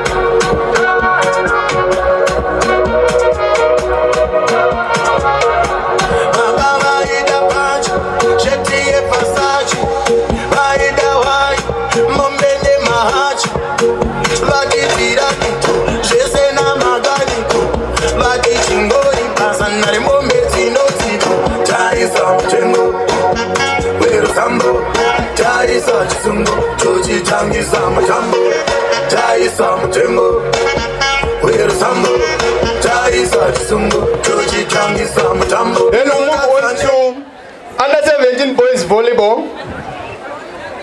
Okay, guys.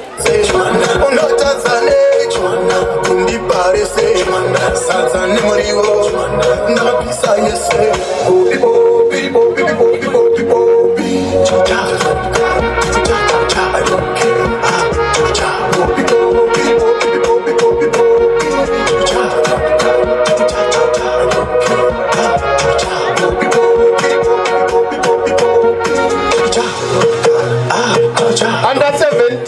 Boys and girls beach volleyball.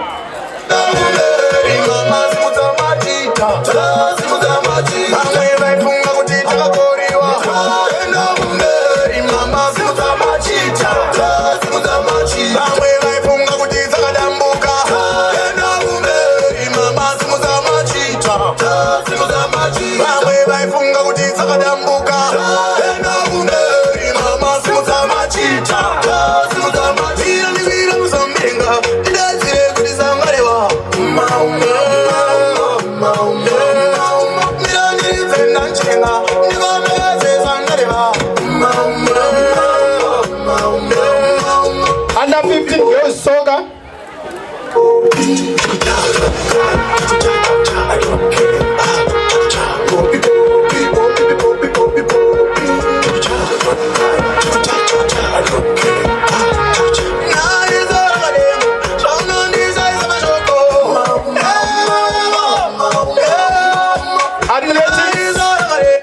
Tine 5 athletes vaka participate at provincial level. Athletics.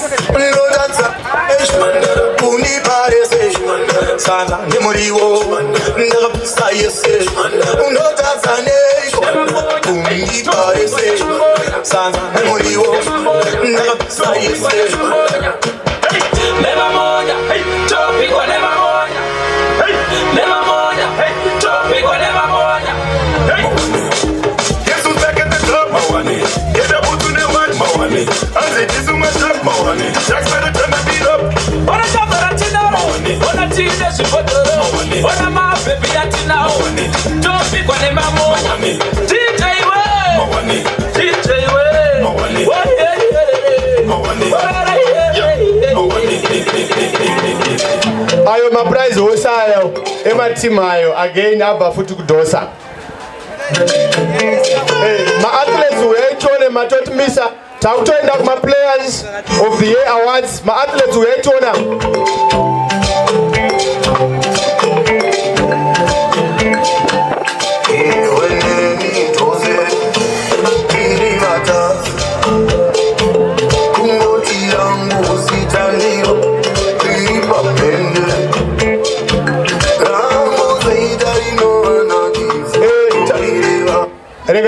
my players of the year awards. Totanga ne Queen Soga, my present pleasures.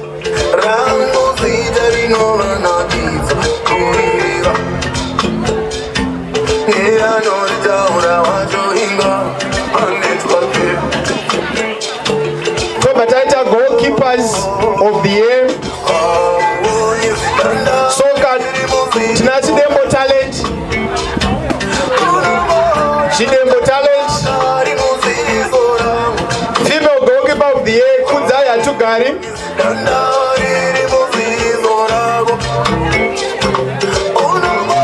Beach volleyball girl, Dure Sophie.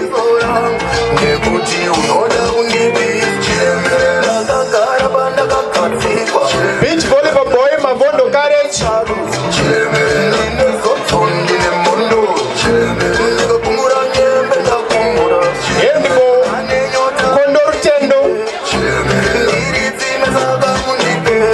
And Dikinya Absalom.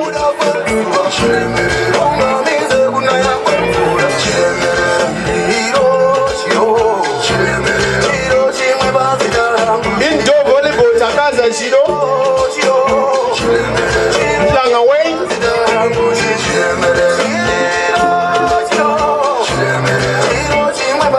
Chess Valerie Juru. That's Isheono Dodo.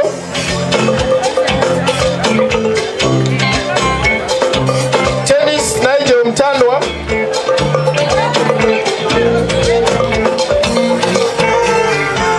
Oh,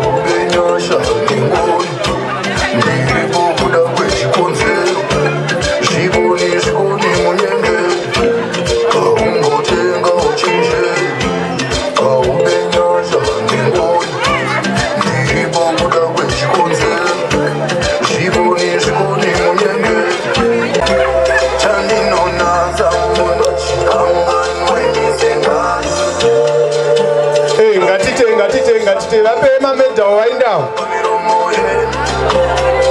Vanema medals anofamba.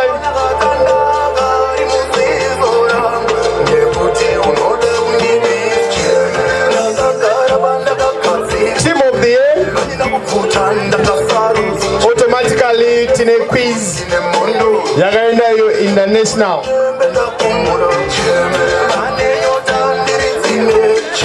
Aisha shawe mtore beta wenye quiz.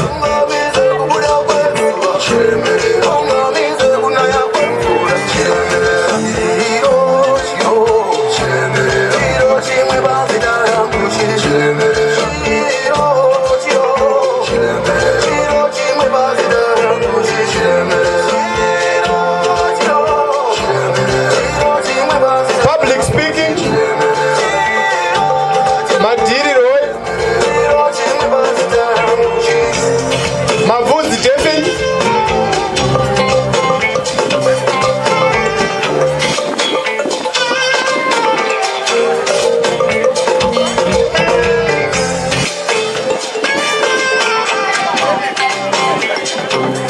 Debates. We have got the following. Ezra Mapago, Mshonganzo Pakwashe, and Rumbiza Ishtongo.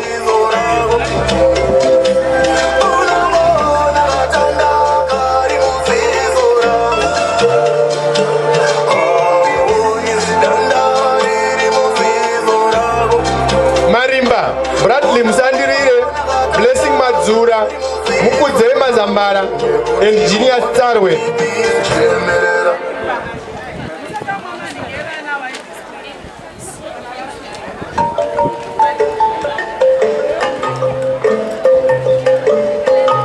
Mbira,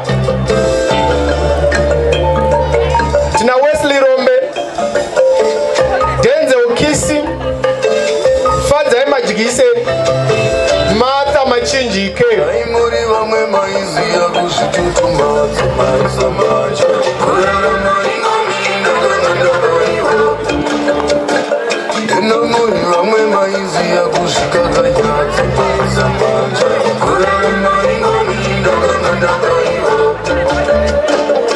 Drama actress Kemsley Mnyaradzi,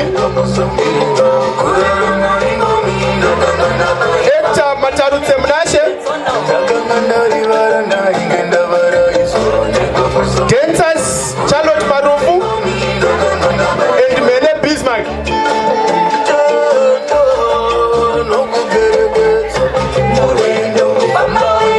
School choir, we have got Tauya Chimombe,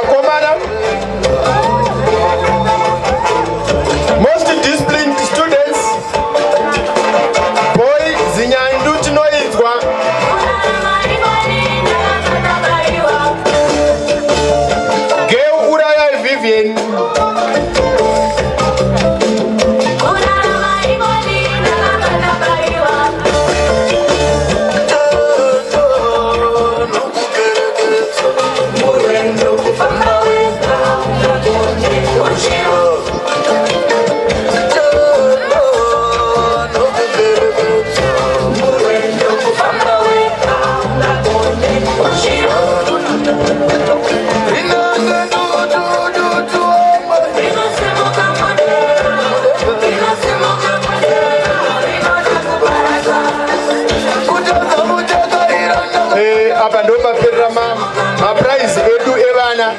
Takuendawo ku staff. Mara dai mama mbochinja MC because MC vane maprize ka muri kuziva. Ndiri kutamba zvangu.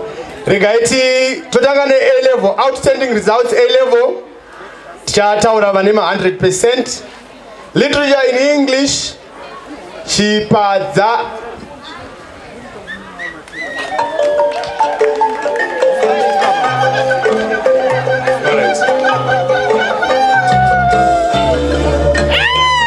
literature mabiga F.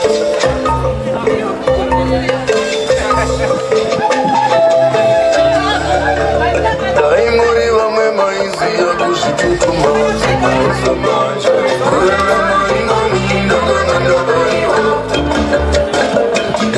history Sadu is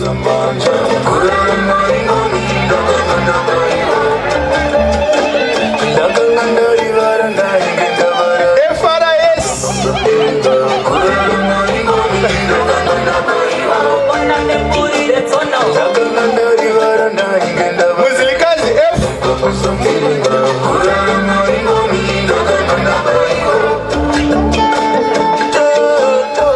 Geography Mwenya E.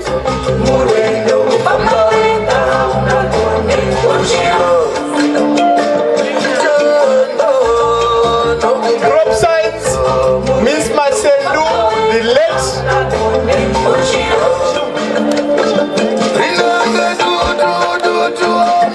Physics Magwende E.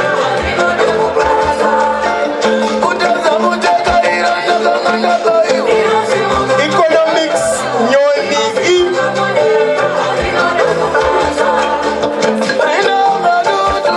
Statistics Mutsure P. Business Studies Tazarurwa N.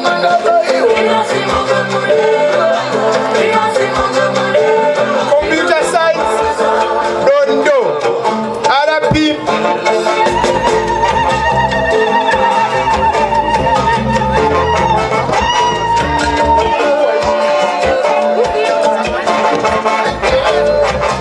Alright, like what has been said, overall percent edu 98.4 ku A level.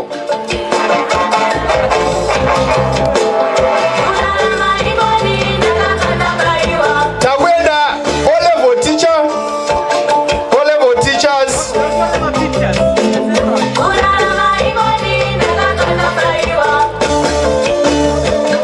English language with a 92% pass rate. Chikasasi, Sinomaya, and Shasha.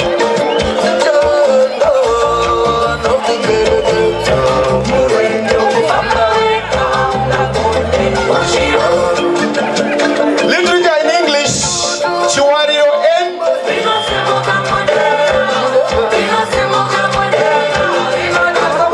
With 91%.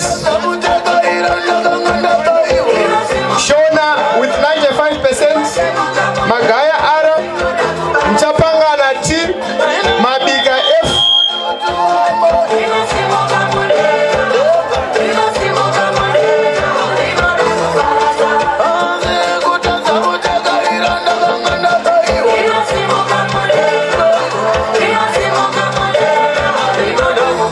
History with 96% and 122 A's. Sadu E and Choto F.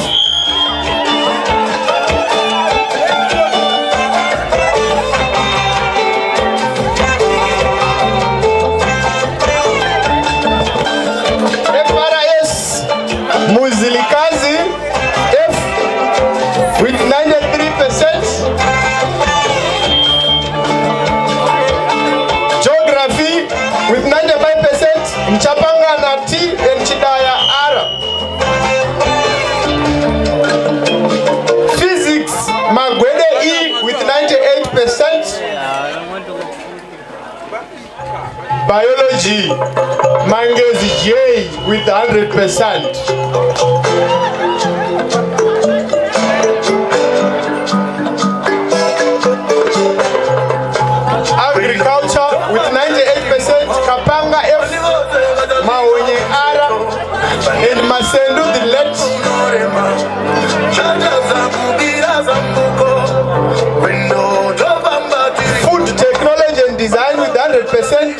Masara E. Heritage studies with 100%. Takashka A and Choto F.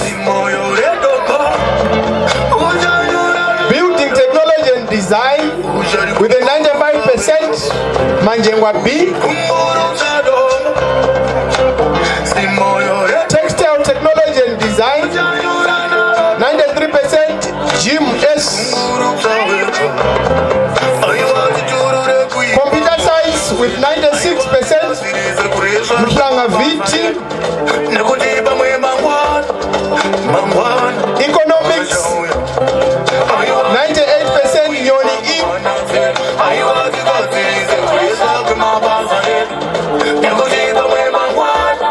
Business enterprise 98%. Tazarurwa.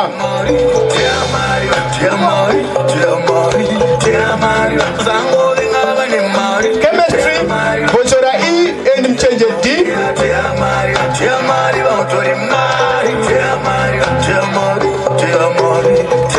Biology Mazivire J. Commerce Mazumba K. Mathematics Makuyana J and Mpanje N. Accounts Chikae P. Mangezi T.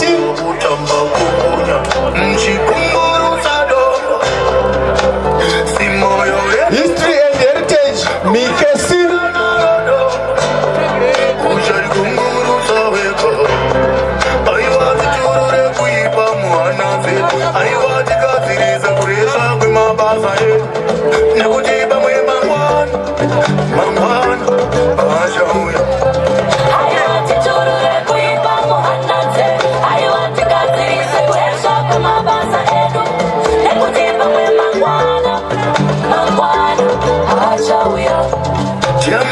Moving on. Tinemamwema prize atinawo a consistency in service provision. So tinema medals vamwe vanhu vari kushanda zingaiti. Parava 1 tina Reverend Father Jimbera, priest in church.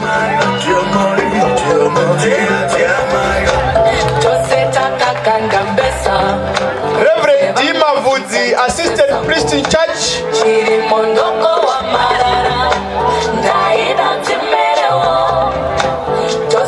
Dewa CP Besa.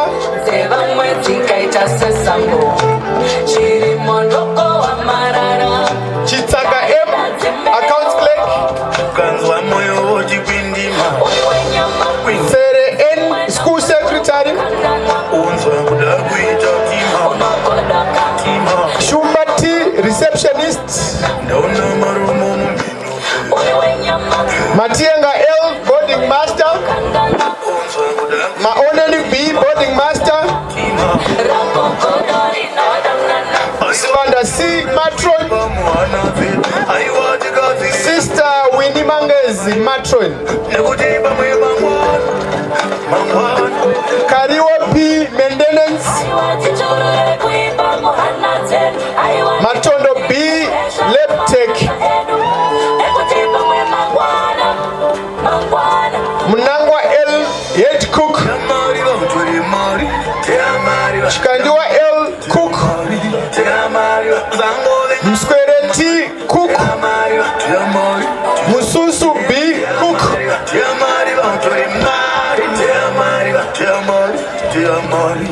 Zambara J, cook. Chota S, librarian. Ngere P, driver. Gaba A, driver. Machiwa L, groundsman. Brawa E, groundsman. Matombo E, groundsman. Kuimba G, kitchen.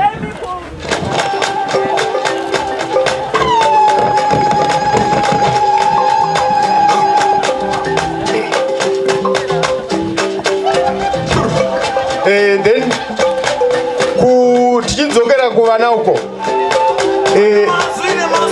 pane mamwe maprize auya asponzwa specifically ne CBZ Sponsor the best in mathematics, Zuda Adonis, the best in business studies, Mtano Ngonzashe, economics, Madame Faith, chemistry, Ashley Gatz, physics, Machawira Tadiwa, accounting, Uraya Iwuson, then chicken in, Patino Jigirapo, no Pato Jigirapo, Kana Bazrashika, Anotuona Vani Baba. Tinachidemo talent, Gatsim, Roni Bwaura, Chikukutu Tatenda, and Chipaza Jacqueline.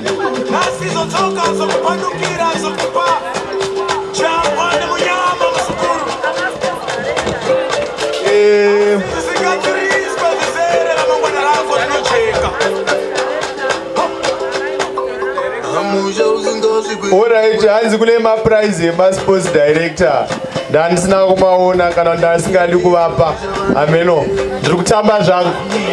Tina Madam Shasha, Semplanga and Semagwede ndo vanoita kuti masports aende mukurumbira vari vatatu ava, kunyanya uyu Mandebvu uyu anga achishinga zvakaipa uyu.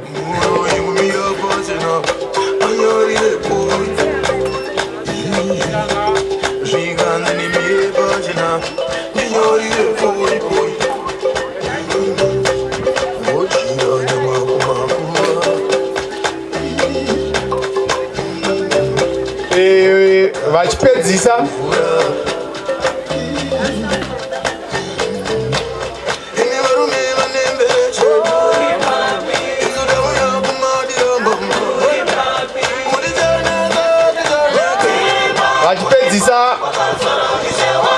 vote of thanks yedu chaipowa na education secretary Father Mgweni chazovasumudza havo, asi regai nditore mukana uno kukuzivisai kuti mambo Musarurwa vava vakateerera panga pachitaurwa maproject atinawo pachikoro, saka vanyanya kunzwa panzi tine mombe 65 zvikanzanziwa danga rakakura rakanaka danga iro. Inise munhu angosvikawo panzvimbo ndangofunga kuti dziite 66, saka vatipawo chipo chemombe, ngativauchirirei maoko.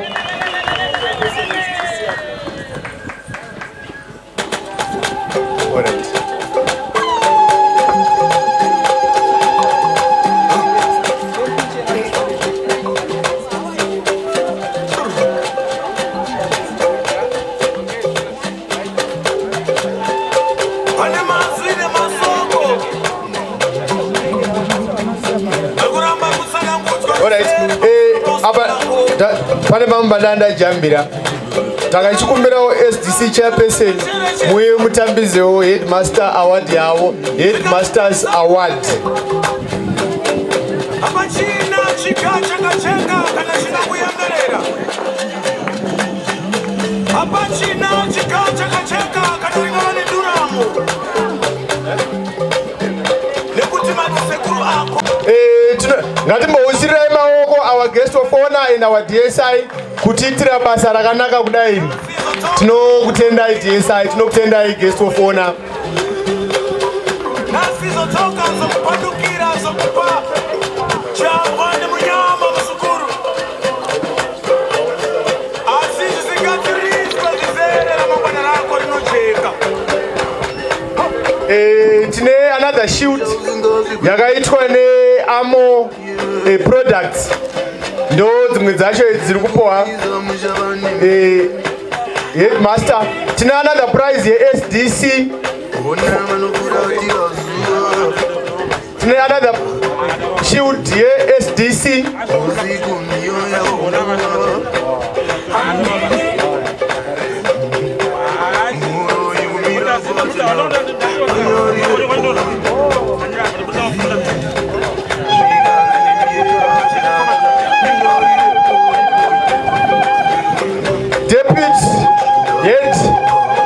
Shield yavo uyai mugamuchire shield yenyu deputy for excellent leadership.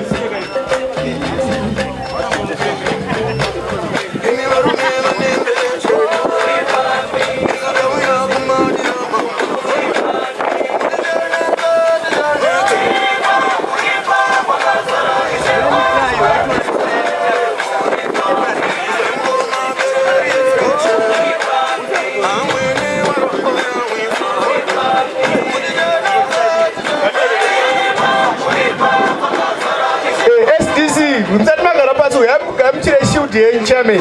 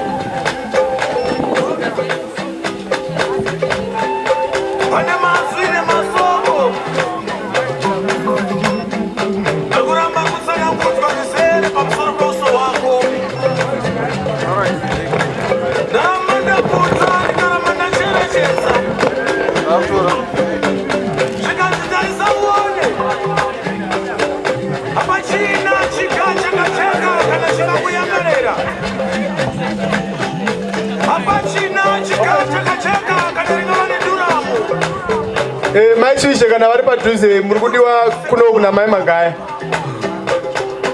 I think zvema prizes zvapera izvi. Deputy head hapo vatorere prize yavo.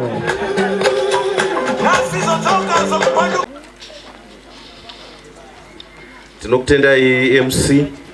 Rangu basa harina kumbonyanya kukura. Ndiri kungotenda vose vakaita kuti chiitiko chanhasi chive muchimiro chachanga chiri kusvikira patasvika pano. Saka ndichatanga ndakutendai mose nekuvepo kwenyu pano uye nemabasa akasiyana siyana amaita. Ndikada kudoma mazita avanhu vose nguva dzinonyanya kupera ndisati ndatombopedza, asi nditenderei kucherechedza utungamiriri hwese, local leadership, vanana chief vari pakati pedu, maheadman nevamwe vatungamiriri venharaunda vari pano. Tinokutendai nekuvepo kwenyu pano. Tinotendawo zvikuru mission departments ose, high school, primary school neclinic, neutungamiriri hwenyu nokuita kuti zvose zvive zvinofamba zvakanaka. Ndinoda zvakare kuti ndipe kutenda ndakamiririra vese vanga vari kuronga basa rino iri, mapartners edu ane mazita anotevera. Nekuda kwemapartners takwanisa kuti chirongwa chedu chino ichi chiitike munzira yakanaka. Asi handisi kuzodoma manje kuti vamwe nevamwe vakaita chii, asi ndichangodoma mazita. Tine Nice Time, N. Richards, Edulite, Gramso, Secondary Book Press, Daramombe Old Students, PKF Auditors, Beggars Inn, CBZ, Totamba, iTech Business, Netlux, Prospitech, Formula Gas, Motherland, Rank Zimbabwe, and Amo Products. Kune vamwe vanogona kunge vasara, asi tinokutendai mose. Gamuchirai kutenda kwedu, tingobatanidza maoko tose tichitenda kutsigirwa kwakadai. Ini basa rangu rokukutendai ndapedza. Ndoda kungozvitendawo, ndotendawo ma members of clergy,